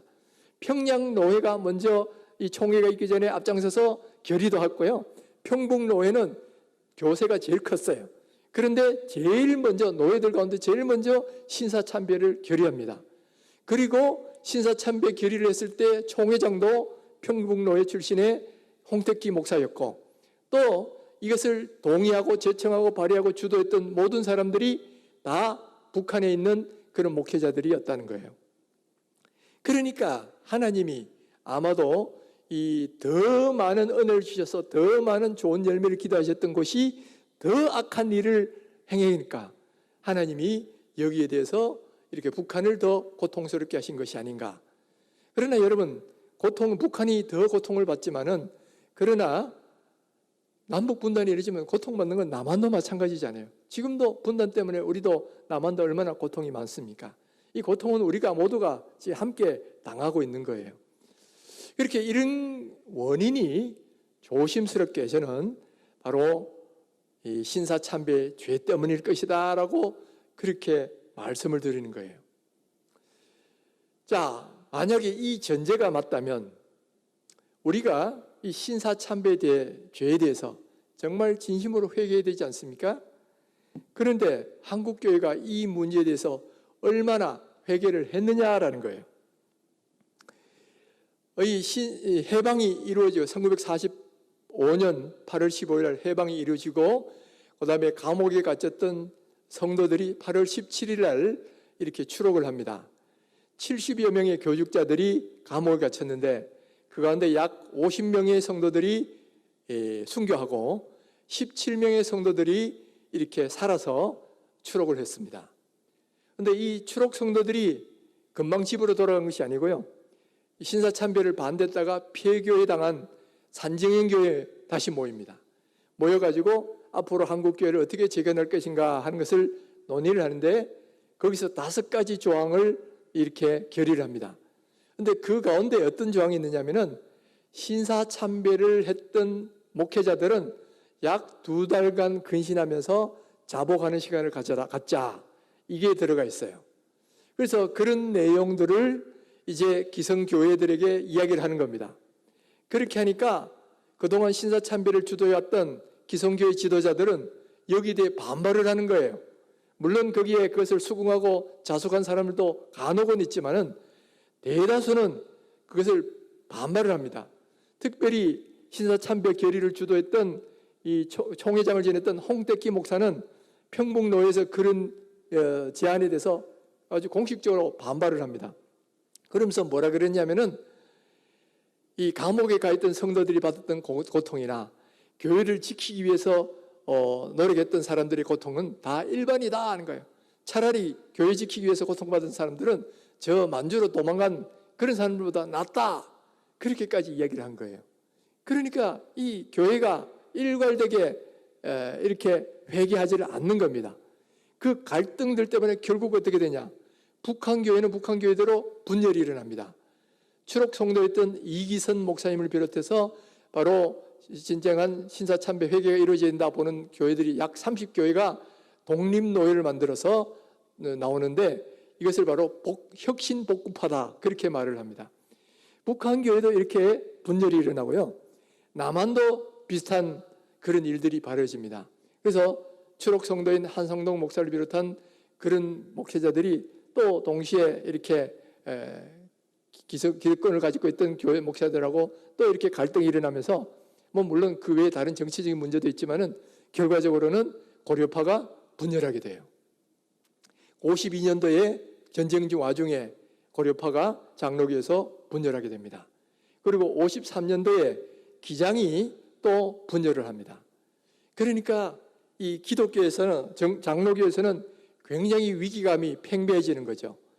야, 지금 이렇게 장로교가 분열해 가는데 기장이 분열하는 것은 교리가 자유주의여서 그렇다 치더라도 이 고려파가 분열한 것은 신사참배 문제 때문이거든. 그러니까 이 문제를 해결하지 않으면 안 되겠다 해가지고 전쟁이 끝난 54년도에 아주 중요한 총회가 열립니다. 제39회 장로교 총회가 안동에서 개최가 되는데 여기에서 중요한 3가지 결정이 이루어져요. 이 총회는 처음부터 무엇을 목표로 했냐면 신사참배 문제를 해결하는 게 목표예요. 그래야 고신을 다시금 이렇게 들어오게 만들 수 있다 생각하니까 신사참배 문제를 해결을 해야 되는데 누가 적임자냐? 신사참배 한 사람들은 적임자가 아니지요. 그러니까 신사참배 안 하고 감옥에 갇혔던 그 목사님을 찾으니까 안동에 계셨던 이원영 목사님이라는 분이 이렇게 알게 된 거예요. 그래서 이원영 목사님을 원래 총회장 순번도 아닌데 총회장으로 모십니다. 그리고 이원영 목사님을 하여금 이 총회에서 신사참배 문제를 해결하도록 그렇게 한 거죠. 그러면서 여기서 3명의 전현직 총회장이 연구위원회 돼가지고 그 해결 방안을 이 총회 앞에 제시를 합니다. 원래는 4가지를 제시했어요. 그 중에 하나가 뭐냐면 그 신사참배를 했던 목회자들은 2달간 근신을 한다, 그런 내용이 있었는데 또 총회에서 그것이 논란이 됐습니다. 논란이 돼가지고 결국 그 조항은 빠지고 나머지 3가지가 가결이 되는 거예요. 그 3가지가 뭐냐? 첫 번째는 38년 27회 때 신사참배를 종교행위가 아니라고 한 것을 취소한다는 결의를 하는 거예요. 그리고 2번째는 2번의 회개기도를 갔는데, 첫 번째는 성찬식을 할 때 그때 한번 1시간 정도 회개기도를 하고, 그 다음날 새벽 기도회 때 또다시 한번 회개기도를 한다. 그래서 2번의 회개기도를 하자는 게 결의가 됩니다. 그리고 3번째는 신사참배로 순교한 성도들의 유족을 돕기 위해서 교회가 헌금을 해서 그 유족들을 돕자. 그래서 3가지를 결의를 합니다. 그래서 이 결의는 어떻게 보면 상당히 진일보한 거죠. 회개기도를 하고 결의도 취소하고 또 그리고 유족들도 돕고, 그러니까 상당히 진일보한 것이라고 말을 할 수는 있지만은 그러나 완전하지는 못했어요. 특별히 회개기도가 철저하지를 못했다는 거예요. 2번의 회개기도를 했다고 되어 있는데 이 성찬식에 했던 이 회개기도에 대해서는 총회에 기록이 안 되어 있습니다. 그리고 다음날 새벽 기도에 대해서는 총회의 기록이 있는데, 여러분 총회 가면 새벽 기도는 참석이 거의 없습니다. 거의 참석지를 않아요. 그리고 회개를 당사자들은 그 자리에 거의 오지를 않았어요. 그러나 몇몇이 모여가지고 회개 기도를 했으니까 사실은 유의미한 회개 기도였다라고 말하기는 좀 힘들죠. 그리고 첫 번째 회개 기도는 이 총회 회의록에 기록이 안 돼 있으니까 뭐 하기는 분명히 했을 겁니다. 그러나 어떻게 했는지 우리가 잘 알 수가 없는 거죠. 자, 그렇지만은 어쨌든 이제 이렇게 함으로써 모든 과거사가 정리가 되었다고 보는 겁니다. 총회 결의도 취소해서 회개 기도도 해서 또 그리고 신사참배로 순교한 가족들을 돕는 헌금도 해서, 그러면서 이제는 다 과거사 문제가 정리되었다. 그리고 그 다음부터는 교회가 이 문제에 대해서는 침묵을 합니다. 그래서 신사참배 문제는 더 이상 언급이 안 돼요. 그러다가 이것이 다시 언급이 된 것이 언제냐면은 1990년대에 가서 이 황영직 목사님이 노벨상, 종교의 노벨상이라는 템플턴상을 받게 됩니다. 그리고 그 자리에서 자기가 신사참배한 죄를 회개합니다. 내가 그동안 이것이 마음의 짐이었는데 내가 이것을 하나님 앞에 회개합니다 하고 회개를 해요. 그러니까 이때부터 신사참배가 조금 이렇게 교계에서 언급이 되기 시작하고 관심이 주제가 되기 시작하죠. 그래서 조금씩 신사참배에 대한 회개 분위기가 일어납니다. 그래서 주기철 목사님의 복권과 복직도 이루어지고, 또 그 다음에 여러 교단들마다 자기 교단들이 잘못했던 것들에서 반성과 회개도 일어납니다. 그리고 2008년이죠. 신사참배 결의를 했던 70주년이 되는 그 9월 달에 제주도에서 장로교회 4개 교단이 거기에 총대들이 모여서 함께 신사참배 결의했던 거, 70년 전에 신사참배 결의했던 것을 회개하는 그런 시간을 갖게 됩니다. 그리고 감리교도 회개 분위기가 노예별로 이루어지다가 2018년이 신사참배 결의한 80주년이 됩니다. 그때 가서 감리교는 신사참배 결의를 취소하고 역시 회개 기도를 합니다.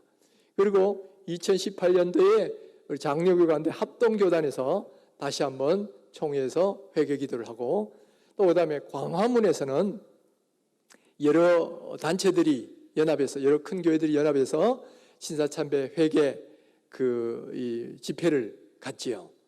그렇게 해서 신사참배 분위기가 최근 들어서 회개 분위기가 조금씩 일어나고 있어요. 저는 최근에 일어나고 조금씩 일어나는 이런 분위기에 대해서 참 감사합니다. 감사하고 있는데, 그러나 지금 이것이 다 해결이 됐느냐? 이것으로 신사참배의 과오가 다 종결이 되었느냐? 저는 그렇게 생각하지를 않아요. 저 왜 그렇게 생각하느냐 하면은 지금 우리에게는 아직도 세 가지 중요한 과제가 남겨져 있다고 보는 겁니다. 첫째는 뭐냐? 신사참배의 죄가 우리 한국교회는 엄청난 과오잖아요. 그런데 이것에 대해서 아는 사람이 거의 없어요. 아까도 말했지만은 목회자들도 대부분 모릅니다. 제가 얼마 전에 우리 교단의 그 목회자들이 모인 그 자리에서, 기도회 하는 자리에서 이 설교를 했을 때, 이 강의를 했을 때 대다수들이 우리가 몰랐다, 그렇게 반응을 보였었어요. 물론 한국 교회사를 연구하는 몇몇 분들은 압니다. 그렇지만 그들의 교회에서는 역사책 안에만 머물러 있지 일반 한국 교회와 성도들에게는 이게 알려지지 않은 거예요. 그러다 보니까 여러분, 대다수 성도들은 이거 몰라요. 그러면 한번 질문을 해보십시다. 이런 상황에서 만약에 다시금 일제시대와 같은 일들이 벌어져서 신사참배와 같은 일들이 또다시 우리에게 강요가 된다면 그때 어떤 일이 벌어질 것 같습니까? 아마 대다수는 비슷한 일을 똑같이 할 거다는 거예요. 역사학에는 그런 교훈 말이 있죠. 역사 속에서 교훈을 얻지 못하면 그 역사는 반복된다, 그런 말이 있어요. 사사기시대도 그게 반복됐지 않습니까? 그 조상들의 속에서 교훈을 못 얻으니까 또 범죄하고 또 범죄하고 또 범죄하는 게 반복됐어요. 우리 한국교회도 바로 이와 같은 것이 가르쳐지지 않고 역사를 잊어버렸단 말이에요. 그러니까 이 역사가 우리에게 또다시 반복될 수 있다는 거예요. 그러니까 지금 우리가 해야 될 것은 뭐냐? 이것을 가르쳐야 된다는 거예요. 과거에 우리 한국교회가 이와 같은 엄청난 범죄들을 저질렀고 그 신사참배는 이와 같은 엄청난 배도들이었다. 그래서 총칼이 와서 거기에 굴복한 건데 앞으로는 총칼이 오더라도 우리 결단코 우리가 굴복하지 말고 신앙을 지켜야 된다. 이것을 철저히 교육을 해야죠. 여러분, 독일은 지금 패망하고 난 뒤에 나치주의가 얼마나 큰 잘못인 것을 과오를 깨닫고 그들은 헌법에도 정하고 그리고 교육을 시킵니다. 교육과정 속에서 이런 걸 집어넣어서 다시는 이런 일이 있으면 안 된다. 법에도 적어서 다시 나치주의 같은 일이 일어나면 다 법적으로 금지하도록 그렇게 만들었어요. 그리고 기회만 있으면 어떤 그것과 관계되는 그런 날만 있으면 우리가 이렇게 잘못했노라 하고 참회의 시간을 갖지요. 여러분, 그리고 유대인들도 마찬가지였어요. 70년 포로 기간에 그들이 다시는 이런 일이 있으면 안 되겠다 해서 만든 게 뭐예요? 회당이라는 겁니다. 회당 제도를 만들어서 율법을 가르치고 우리가 이렇게 바벨론 포로 생활을 하게 된 것이 범죄에서 그런 것인데 다시는 이런 일이 있으면 안 된다, 이런 것을 가르쳤잖아요. 그렇다면 우리 한국교회도 이거를 가르쳐야 돼요. 가르쳐야 다시는 사사기처럼 또 반복하고 또 반복하는 그런 일들이 없어질 거다는 거죠. 물론 가르쳐도 막상 총칼 앞에 서가 위협하면 또 어쩔 수 없이 위협에 넘어가가지고 이렇게 그런 범죄를 저지른 일이 또 벌어질 수는 있습니다. 그러나 적어도 몰라서 그런 일은 없을 것이다 하는 거예요. 그래서 적어도 우리가 지금 한국 교회가 해야 될 일은 뭐냐면 이와 같은 신사참배의 죄가 얼마나 큰 죄였고 다시는 이런 일들이 반복돼서는 안 된다는 것을 철저히 가르쳐야 된다는 거예요. 이게 지금 우리가 남아있는 일인데 지금 이걸 안 하고 있어요. 그러니까 신사참배가 끝난 문제가 아닌 거죠. 그리고 두 번째는 뭐냐면은 법적인 취소도 완전하게 이루어져야 된다는 겁니다. 물론 장로교 총회에서는 54년도에 취소 결의를 했습니다. 그런데 감리교는 언제 취소를 했느냐? 그동안 가만히 침묵하다가 2018년도에 와서 취소 결의를 합니다. 그러니까 법적으로 이렇게 신사참배 결의를 했는 거 있으면 법적으로도 풀어야죠. 그런데 아직도 혹시 교파들 가운데 그렇게 결의를 하고 이렇게 취소하지 않은 그런 교파들이 있다면 그런 교파들도 이것을 법적으로도 취소를 해야 돼야 이 과거 문제가 죄의 문제로부터 깨끗이 정리가 된다는 거예요. 만약 신사참배에 대해서 회개는 했지만은 이 총회록이나 이런 데는 그대로 그 기록이 남아 있으면 그 총회의 공식적 입장은 여전히 신사참배는 종교가 아닌 거죠. 그러니까 그건 법적으로 취소를 해야 된다는 거예요. 근데 일단 주요 교단들은 취소를 했지만은 혹시 아직 취소하지 않은 그런 교단들이 있다면 그 교단도 취소해야 된다는 거예요. 그뿐만 아니고 장로교에서도 노회들도 결의를 했습니다. 역사책을 보면 그 총회 결의하기 이전에 벌써 전국 23개 노회 가운데 17개 노회가 노회적 차원에서 먼저 신사참배를 결의하고 총회에 올라옵니다. 그러니까 그 노회들도 결의를 한 거예요. 그렇다 그러면 노회 결의도 노회적 차원에서 취소가 이루어져야 됩니다. 아무리 총회가 취소했다 하더라도 노회 결의는 노회 결의대로 유효한 것이 있어요. 그러면 노회 결의도 취소해야 완벽하게 되는데, 그러면 이 취소가 완전히 됐느냐? 제가 알기로는 그렇지가 않아요. 제가 예수교 장로회 합동교단의 소속인데, 합동교단에서는 소래노회가 2015년도에 취소 결의를 합니다. 그리고 2016년에 평양노회에서 갈려진 7교 노회가 모여가지고 우리 그 결의를 취소합니다고 취소 결의를 해요. 그리고 대구의 대경노회가 취소 결의를 했습니다. 그 외에 다른 노회들이 했는지 모르겠어요. 근데 아직도 대다수는 혹시 회개기도는 했을지 몰라도 법적인 취소는 안 한 노회들이 있다는 거예요. 그들의 노회력은 여전히 그 결의가 살아있고, 그렇다면 아직도 공식적인 입장은 바로 그 노회는 신사참배는 우상숭배가 아니다는 것이죠. 이것까지 깨끗이 취소 결의를 해야 이 법적인 문제도 완결된다는 거죠. 뿐만 아니라 회개기도도 다시 하셔야 된다는 거예요. 지금 한국교회가 54년도 장로교총회에서 회개를 했습니다. 그리고 2008년도 장로교원을 기준으로 하면 2008년도에 4개 교단들이 모여서 또 회개기도를 한번 했어요. 그리고 2018년도에 합동교단은 장로교총회에서 또 한 번 더 했습니다. 그리고 감리교는 2018년에 회개기도를 했어요. 자, 이렇게 많게는 3번, 적게는 2번 이렇게 회개기도를 하긴 했지만은, 여러분, 이것으로서 모든 회개가 다 됐다고 저는 보질 않아요. 특별히 총회는 회개했을지 몰라도 한국 교회 전체가 회개한 적은 한 번도 없었습니다. 여러분, 8년 동안 한국 교회 전체가 신사참배를 한 거잖아요. 그러면 신사참배를 했던 한국 교회 전체가 회개를 해야 이게 마땅한 거 아니겠어요? 근데 이때까지 총회적 차원에서는 회개했는지 몰라도 전 교회적 차원에서 회개한 적은 이때까지 한 번도 없었다는 거예요. 그래서 저는 제 의견은 뭐냐? 제가 주장하는 것은 이 문제가 완결되려면 한국교회 전체에 이 죄가 어떤지를 먼저 교육을 해야 되겠죠. 그래야 심각성을 알고 회개할 마음이 나오죠.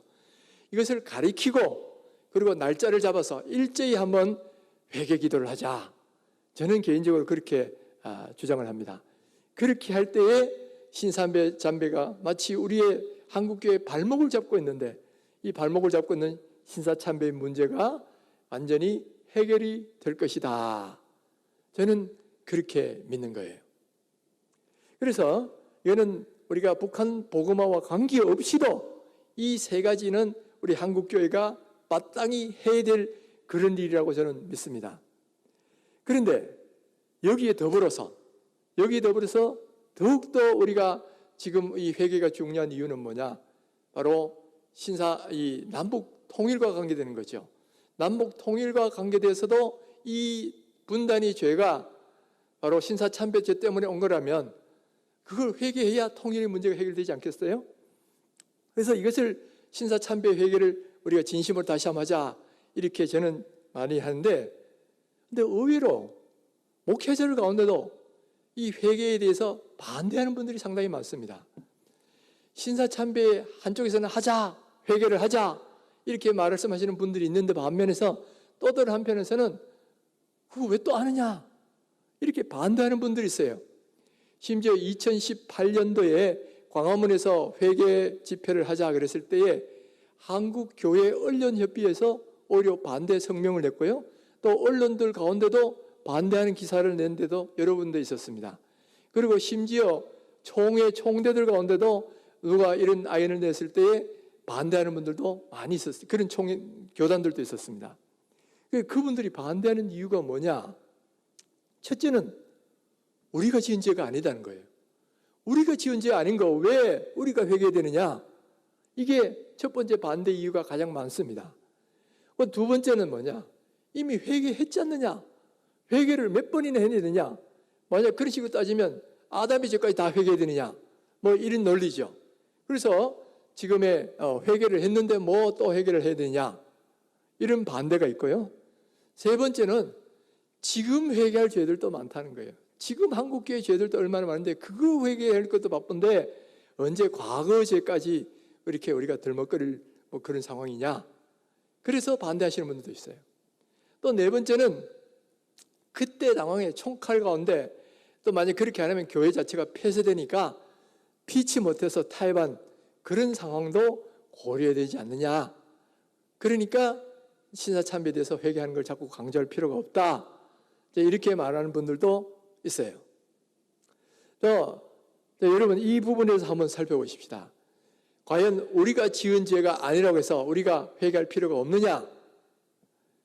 자, 레위기서 26장 40절에 보면 그들이 나를 거스려 잘못으로 자기의 죄악과 그들의 조상의 죄악을 자복하고 그런 말씀이 나오죠. 여기 보면 자신의 죄뿐만 아니라 조상들의 죄악도 자복해야 된다라는 것을 성경에는 말씀하고 있다는 거예요. 그리고 실제로 여러분 보시면 선지자들이 다 했던 일이 바로 그거예요. 다니엘이 방금 본 것처럼 9장 1절에서 베옷을 입고 절을 무릅쓰고 금식하면서 회개 기도를 하는데 다니엘이 그 기도를 한 이유가 자기 죄 때문입니까? 성경에 보면 에스겔서 보면 다니엘은 3대 의인 중에 하나로 일컬어지고 있는 사람이에요. 그리고 어린 시절에 포로로 잡혔기 때문에 그 죄에 동참했다고 보기가 힘든 사람이에요. 그런데도 그 민족이 지은 그 죄를 자기의 죄로 알고 금식하고 베옷을 입고 그렇게 회개하고 있지 않습니까? 또 에스라도 그 민족들 앞에 회개기도를 이끌어가는데 역시 그 시대의 죄뿐만 아니라 조상들이 지었던 그 죄를 회개하고 있는 것을 볼 수 있어요. 그리고 느헤미야는 이미 몇 대 사람입니다. 바벨론 포로기 이후에 몇 대 후의 사람인데 역시 회개 기도를 합니다. 1장에 보면 예루살렘이 황무했던 것을 듣고는 눈물을 흘리면서 금식하면서 회개 기도를 하면서 그렇게 하는 것을 볼 수가 있어요. 여러분, 이들은 자기 죄 때문에 회개한 겁니까? 아닌 거예요. 자기 조상들이 지었지만은 그 죄를 자기의 죄로 알고 기도했다는 거예요. 기도할 때도 우리 조상들이 잘못해서 이런 죄를 지었습니다. 이렇게 기도하지 않았어요. 느헤미야서를 보면 우리 이스라엘 자손이 주께 범죄한 죄들을 자복합니다. 이렇게 말을 하고 있단 말이에요. 우리 이스라엘은 그 안에 누구도 포함되어 있냐? 나도 포함되어 있는 거예요. 우리 이스라엘 민족이 지은 죄는 내가 지은 죄와 진비 없단 말이에요. 그것은 그 사람들이 잘못하고 나는 아니고, 여러분 이게 여기서부터 문제가 잘못되는 거예요. 그 이스라엘 민족이 지은 죄는 우리가 지은 죄다는 거예요. 우리가 이것을 그대로 적용한다면 한국 교회가 지은 죄는 곧 내가 지은 죄고 우리가 지은 죄다는 거예요. 여러분, 한국 교회가 오늘날도 문제가 돼가지고 뭐 언론에 오르내리고 이렇게 되지 않아요. 그러면 저 교회 잘못했어, 저는 놈 나쁜 놈 비판할 문제가 아니에요. 내가 지은 잘못이라고 알고 내가 회개해야 될 그런 문제다 이 말이에요. 그러니까 우리는 한국 교회의 문제는 곧 나의 문제라는 것을 인식을 해야 됩니다. 그러니까 우리 조상들이 비록 지어짓고 나는 죄와 무관해도 바로 그것을 나의 죄로 회개하는 것이 선지자들이었고 또 그것이 성경의 진리다라는 거예요. 그렇다 그러면 오늘 우리가 그 조상들의 죄지만은 한국교회가 지은 죄를 회개하는 거 지극히 당연한 거잖아요. 이건 우리가 안 지었으니까 왜 회개하냐? 이거는 적어도 목회자들은 그런 소리 하면 안 되는 거예요. 정말 우리는 우리 죄를 알고 회개해야 된다는 거예요. 그리고 이미 조상들이 죄 회개했는데 뭐 또 몇 번 하느냐? 여러분, 다니엘이 회개기도 했죠? 에스라 또 합니다. 느헤미야 또 합니다. 왜 회개한 거 왜 또 하겠습니까? 잘못해서는 몇 번이라도 해결해야 된다는 거예요. 그러니까 계속해서 반복적으로 하고 있죠. 또 뿐만 아니라 지금의 지은 죄도 회개하기 바쁜데, 물론 지금의 지은 죄도 회개됩니다. 에스라는 그 당시 있었던 사람들이 그 죄를 회개하지요. 그러면서 그 과거에 우상 숭배했던 죄도 회개하는데, 여러분, 지금 한국교회가 지은 죄도 참 많이 있습니다. 교권 투쟁을 한다든가, 금권, 돈을 사랑해서 일어나는 많은 부정들, 또 음란한 문제들이 교회 안에서도 많이 발생을 하고 있어요. 또 이 외에도 많은 교회를 부끄럽게 하는 그런 다툼들이 일어나고 있고, 참 이런 것들도 현실적으로 일어나는 많은 죄고 회개해야 됩니다. 그런데 지금의 이 죄들하고 신사의 참배의 죄는 이 차원이 다른 거예요. 이것은 싸움하고 이런 거는 개인적 차원에서 일어난 거고, 혹은 집단적 차원에서 일어났다 하더라도 일부분입니다. 일부분들이 모여서 하는 거지.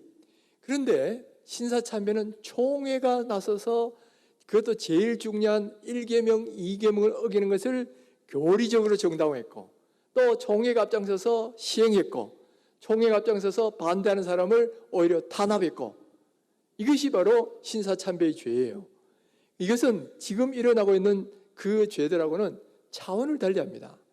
그렇기 때문에 여러분, 이것은 특별히 우리가 늘 회개해야 되는 그런 죄다.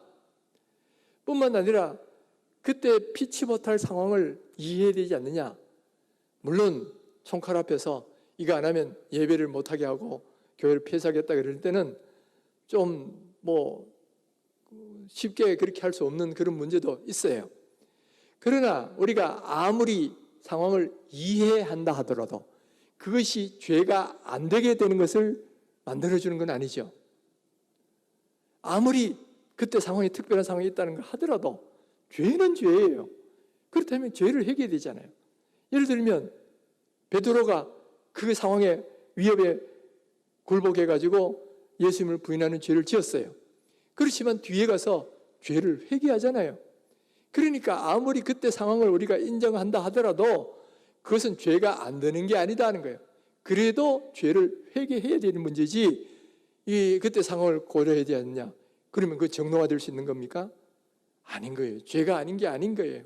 하나님이 진노하시는 것은 여전한 겁니다. 그래서 우리는 여전히 바로 그 질문에 대해, 그 부분에서 죄를 회개해야 된다라는 거예요. 특별히 우리가 일반 교회적 차원에서도 우리가 죄를 회개되지만은, 이 문제는 우리가 본 것처럼 남북 통일과도 연결되어 있다는 거예요. 만약에 지금의 공산화된 것이 이 신사참배 문제와 연관이 되어 있다면, 그러면 남북 통일 문제도 바로 이 죄를 회개하고 돌이켜야만 완결될 수 있을 것이다라고 보는 겁니다. 더구나 지금 이때가 만약에 통일이 다가오고 있는 그런 때라 그러면, 다니엘이 회복되기 직전에 이렇게 회개하고 자복하고 금식하잖아요. 그렇다면 지금이야말로 더욱더 신사참배의 죄를 회개하고 자복하고 기도해야 될 때다라는 거예요. 바로 지금이야말로 우리가 이걸 기도해야 되는 거예요. 지금 많은 분들이, 특별히 이 북한 복음을 위해서 기도하는, 전문적으로 기도하는 분들이 많이 계셨어요. 참 감사한 일이죠. 일반인들은 잘 못하는 것들을 이 사명을 갖고 하셨으니까 참 감사한 일이에요. 그런데 그 감사 기도, 그 기도 제목 가운데 하나를 더 추가해야 되는 것이 있다면, 저는 바로 남북 분단을 낳게 한 원인이 되는 신사참배의 죄에 대한 회개가 이루어져야 바로 북한의 회복과 복음화가 동시에 이루어질 수 있다고 저는 그렇게 믿는 거예요. 그래서 오늘 우리가 이 모임이 북한 복음 통일 컨퍼런스 이렇게 되어 있는데, 우리가 여기서 북한의 복음화를 위해서 이걸 위해서 기도하지 않습니까? 그렇다 그러면 우리가 여기서 해야 될 일이 뭐냐? 바로 이 때가 다니엘이 회개했던 때가 비슷하고, 다니엘이 바로 그 바벨론 포로 70년의 원인이 된 죄를 회개했다면 우리도 북한 공산의 원인이 된 그 죄를 회개해야 된다 하는 거예요. 바로 우리가 그 기도를 했던 다니엘과 같은 사람이 돼야 된다 하는 거예요. 그래서 하나님께서 다니엘이 기도하는 것을 우리가 다시 한번 볼 필요가 있는데, 다니엘은 마지막에 먼저는 회개 기도를 하고 나서 19절에서 이렇게 기도를 합니다. 주여 들으소서, 주여 용서하소서, 주여 귀를 기울이시고 행하소서, 지체하지 마옵소서, 나의 하나님이여 주 자신을 위하여 하시옵소서. 여기 보면 주를 세 번이나 부르죠. 그래서 어떤 분들은 그런 분들이 있어요. 우리 한국교회의 특징이 주여 삼창 아닙니까? 어떤 기도하기 전에 주여 주여 주여 하면서 세 번 주님을 부르는 것이 한국교회의 특징으로 되어 있어요. 그런데 그 주여 삼창의 성경적 근거가 뭐냐? 바로 이 다니엘서 9장 19절이라고 보는 겁니다. 여기도 보면 주여 들으소서, 주여 용서하소서, 주여 행하소서 이렇게 기도하니까 바로 여기에 성경적 근거가 있다. 그러면서 주여 삼창을 하고 그렇게 기도하는 거죠. 저는 이게 진짜 성경적 근거인지 그건 정확하게 모르겠어요. 그러나 어쨌든 간절하게 기도할 때 주님을 부르는 거는 그거는 참 좋은 일이라고 봅니다. 다니엘도 그렇게 했으니까. 다니엘도 보면 주여 우리의 기도를 들어주시옵소서, 그리고 우리의 죄를 용서하여 주시옵소서, 그리고 우리의 기도에 귀를 기울이시고 이 민족을 다시 회복시키시는 이 일을 행하여 주소서, 그리고 지체하지 말고 주님께서 약속하신 70년 될 때 지체하지 말고 해달라고 그렇게 기도하잖아요. 그리고 우리가 행한 바로는 도저히 그렇게 될 수 있는 건덕지가 없으니까 주님의 거룩한 이름을 위해서, 주 자신을 위해서 그렇게 해 주십시오 라고 기도하는 거예요. 여러분, 바로 이 다니엘의 기도가 오늘 이 북한 복음을 위해서 기도하는 우리의 기도가 되어야 되는 줄 믿습니다. 바로 이 다니엘처럼 기도한 사람이 한 사람 있어요. 제가 그 사람을 한번 소개하고 제 강의를 마치고자 합니다. 이 독일의 고백교회에 니멜라는 목사님이 있어요. 이 니멜라는 목사님은 그 독일이 나치 치하에서 이 독일의 인정 청소를 했잖아요. 그 일을 하는데 교회들도 다 협력을 했단 말이에요. 그런데 그것에 반대하는 분들이 있는데 그 중에 한 분이 이 니멜러 목사님이에요. 이 니멜러 목사님은 독일 나치주의의 그 인정 청소에 반대하다가 8년간이나 옥고를 치른 분입니다. 그러다가 45년도에 독일이 패망하고 났을 때에 독일에서 큰 반성이 일었습니다. 나치주의가 잘못됐다. 그리고 우리가 잘못했다. 그리고 교회들에도 반성이 있었어요. 우리가 또 나치주의에 협력했던 그것이 잘못된 것이다 하고 반성을 했는데, 그 45년도 8월 달에 모인 어떤 집회에서 지금 이 니멜러 목사님이 나와가지고 그런 연설을 했다는 거예요. 그런 기도를 했어요. 거기서 어떻게 기도를 했냐면은, 우리 교회는 가슴을 치며 회개할 수밖에 없습니다. 나의 죄, 너무나 큰 나의 죄를 회개합니다. 이렇게 기도를 한 거예요. 니멜러 목사님은 오히려 반대하다가 옥고를 치는 분입니다. 그런데 독일 교회가 지었던 그 죄를 나의 죄라고 포기하잖아요. 표현하면서 나의 죄를 용서해달라고, 회개합니다라고 그렇게 기도를 했어요. 그리고 이분이 62년도에 다시 한번 강연을 하는데 거기도 이런 강연을 했습니다. 우리가 무슨 말 할 수 있겠습니까? 그저 침묵할 수 있을 뿐입니다.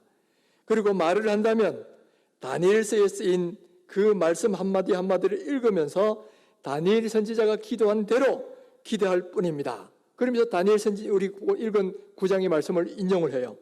그러면서 마지막으로 주여 들으소서, 주여 용서하소서, 주여 귀를 기울이고 행하소서 하는 이 기도로 그 연설을 마무리하고 있는 것을 보게 됩니다. 여러분, 바로 이 니멜러 같은 사람이 다니엘 같은 사람인 거예요. 바로 민족이 지었던 죄, 나는 안 지었지만은 그 민족의 죄를 나의 죄로 알고 회개하는 이 사람이 다니엘과 같은 사람이고, 또 오늘날 이 시대가 요구하는 것이, 하나님이 찾으시는 사람이 바로 이런 다니엘과 같은 기도를 할 수 있는 사람을 하나님은 찾으신다라는 거예요. 저는 오늘 이 자리에 오신 모든 분들이 바로 이 다니엘과 같은 분들이 다 될 수 있기를 바랍니다. 다니엘 같은 소명을 받으시고요, 다니엘의 심정이 되어서 바로 이 나라와 이 민족의 죄, 비록 내가 지은 죄가 아니에요. 그렇지만 한국 교회가 이렇게 배도하고 지은 이 신사참배의 죄를 하나님 용서해 달라고, 주여 내 기도 들으시고 우리의 죄를 용서하시고 또 우리 이 저북한 땅을 회복시켜 달라고. 그리고 이것은 우리의 노력으로는, 우리의 잘난 것은 아무것도 없어요. 주님 자신을 위해서 하시옵소서. 주님의 이름을 위해서 하시라는 거죠. 우리가 기도할 때도 바로 이런 기도를 올려야 될 줄 믿습니다. 여러분, 바로 오늘 이 시간에 우리가 한번 이렇게 기도를 하셨으면 좋겠어요.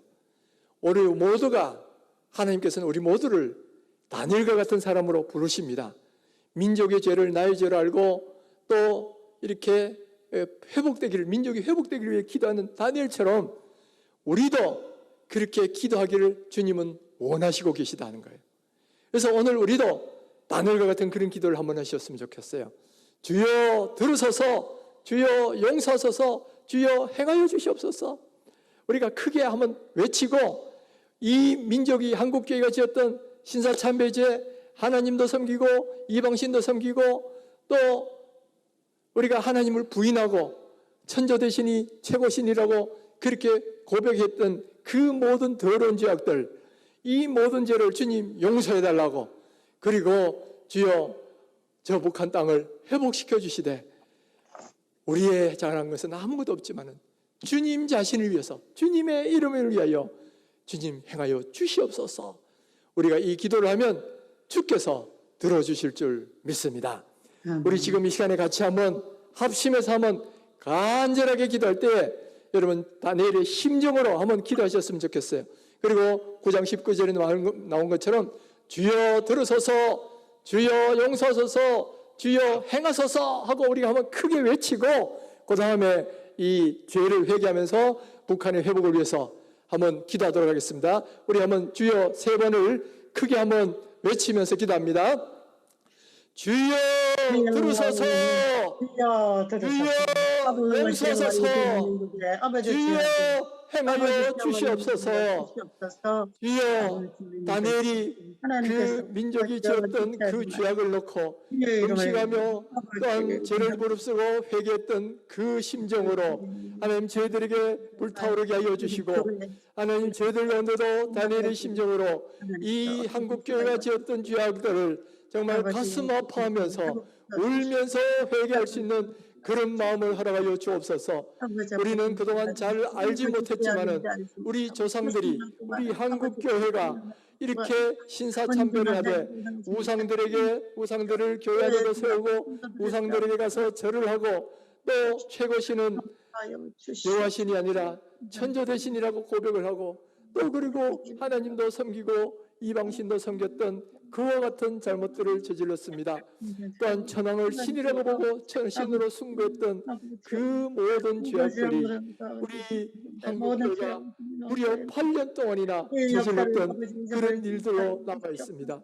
하나님 아버지, 그 죄악들을 그동안 몇 번 회개를 했다고 하지만은 그러나 진심 어린 죄악을 회개가 되지 못했고 또한 한국교회 전체가 회개하지도 못했는 이런 아픔 속에서 무려 70여 년 이상을 지나왔는데 그러므로 이 한국이 남북으로 분단이 되고 북한이 공산되고 저 북한 땅에 있는 저 동료들이 다 황폐해지고 지금은 이렇게 많이 공산화되어서 아픔을 겪고 있는 것을 보게 됩니다.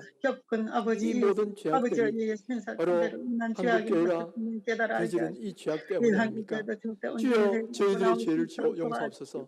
바로 이 죄는 곧 나의 죄인 줄 믿습니다. 나의 이 죄를 용서하시고 우리 한국교회의 죄를 용서하여 주시고 주여 치유하여 주옵소서. 우리 한국교회가 이렇게 사이가서 단체로 절을 하고 하나님을 섬기기보다는 우상을 함께 숭배했던 이 모든 더러운 죄들을 또 그러면서도 이 남북분단의 형벌을 받으면서도 그것을 깨닫지 못하고 제대로 회개하지 못했던 이 죄악을 용서하여 주시고 주여 우리 모든 죄악을 한국교회에서 주 앞에 이것을 철저히 죄를 회개함으로 깨닫고 깨끗함을 회개하는 얻고 소리가 더 영상으로 높아지게 하여 청결함을 주옵소서. 얻을 수 있도록 그 이 나라와 이 출발점이 교회와 바로 아버지의 복음통일 성도들과 이 같이 동무를 컨퍼런스가 될 수 있도록 붙들으시고 여기 있는 분들이 그러한 기도를 할 수 있도록 주시옵소서. 하나님 은혜 회개하는 베풀어 영광 아버지의 그 주시옵소서. 기도를 들으시고 아버지의 모든 죄악을 도말하여 하나님 아버지, 이 시간에 북한에 있는 우리 동포들과 또 북한의 복음을 위해서 기도하면서 이 모든 것이 그러니 우리 한국교회가 신사참배를 범하며 우상들을 만들어 놓은 그곳에 가서 절을 했고 또한 교회당 안에도 그 우상들을 갖다 놓고 하나님도 섬기고 이방신도 섬기고 또는 하나님보다도 천조대신이 더 높다고 고백하는 이와 같은 엄청난 죄들을 저질렀음을 고백합니다. 우리들은 그동안 신사참배의 죄가 어떤 죄인지 몰라서 제대로 회개도 못했지만은 오늘 주께서 알려주신 데 따라서 신사참배가 이와 같은 엄청난 배도 행위를 했던 것을 우리가 깨닫고 다니엘과 같은 심정으로 지금 회개하기를 원합니다. 주여 용서하여 주시옵소서. 주여 저희들의 기도를 들으시옵소서. 우리 온 사람들이 다니엘의 심정으로 자복하고 금식하고 또 이 죄를 나의 죄로 알고 회개하고 자복하오니 주여 용서하여 주시옵소서. 우리 교회의 죄를 싸매시고 우리의 죄를 싸매시고 고쳐주시옵소서. 깨끗이 씻어주시옵소서. 그리고 우리 한국교회 전체가 이 사실을 깨닫고 다시는 이와 같은 죄를 저지르지 않도록 우리가 이것을 진정으로 배우고 회개하는 역사가 일어나게 하옵시고 바로 그 출발점이 바로 복일통일 한국 컨퍼런스가 그 출발점이 될 수 있도록 은혜 베풀어 주옵소서. 이후에 다니엘 같은 사람들이 많이 일어나서 이 민족의 죄를 나귀의 죄를 알고 회개하고 자복할 때에 하나님 우리의 죄를 용서하시고 싸매시고 고치셔서 남북이 통일되는 날에 오게 하시고 저 북한이 복음화되게 날에 오게 하시고 저곳에도 복음이 들어가고 교회가 서서 마음껏 주님을 예배할 수 날이 하루속히 올 수 있도록 주여 축복하여 주시옵소서. 믿사옵고 우리 구주 예수님의 이름으로 기도하옵나이다. 아멘. 이것으로 저희 강의를 마치도록 하겠습니다. 제가 말씀드린 거 꼭 기억하시고 앞으로도 계속 기도해 주시는 분들이 되시길 바랍니다. 저녁 식사 맛있게 하십시오. 감사합니다.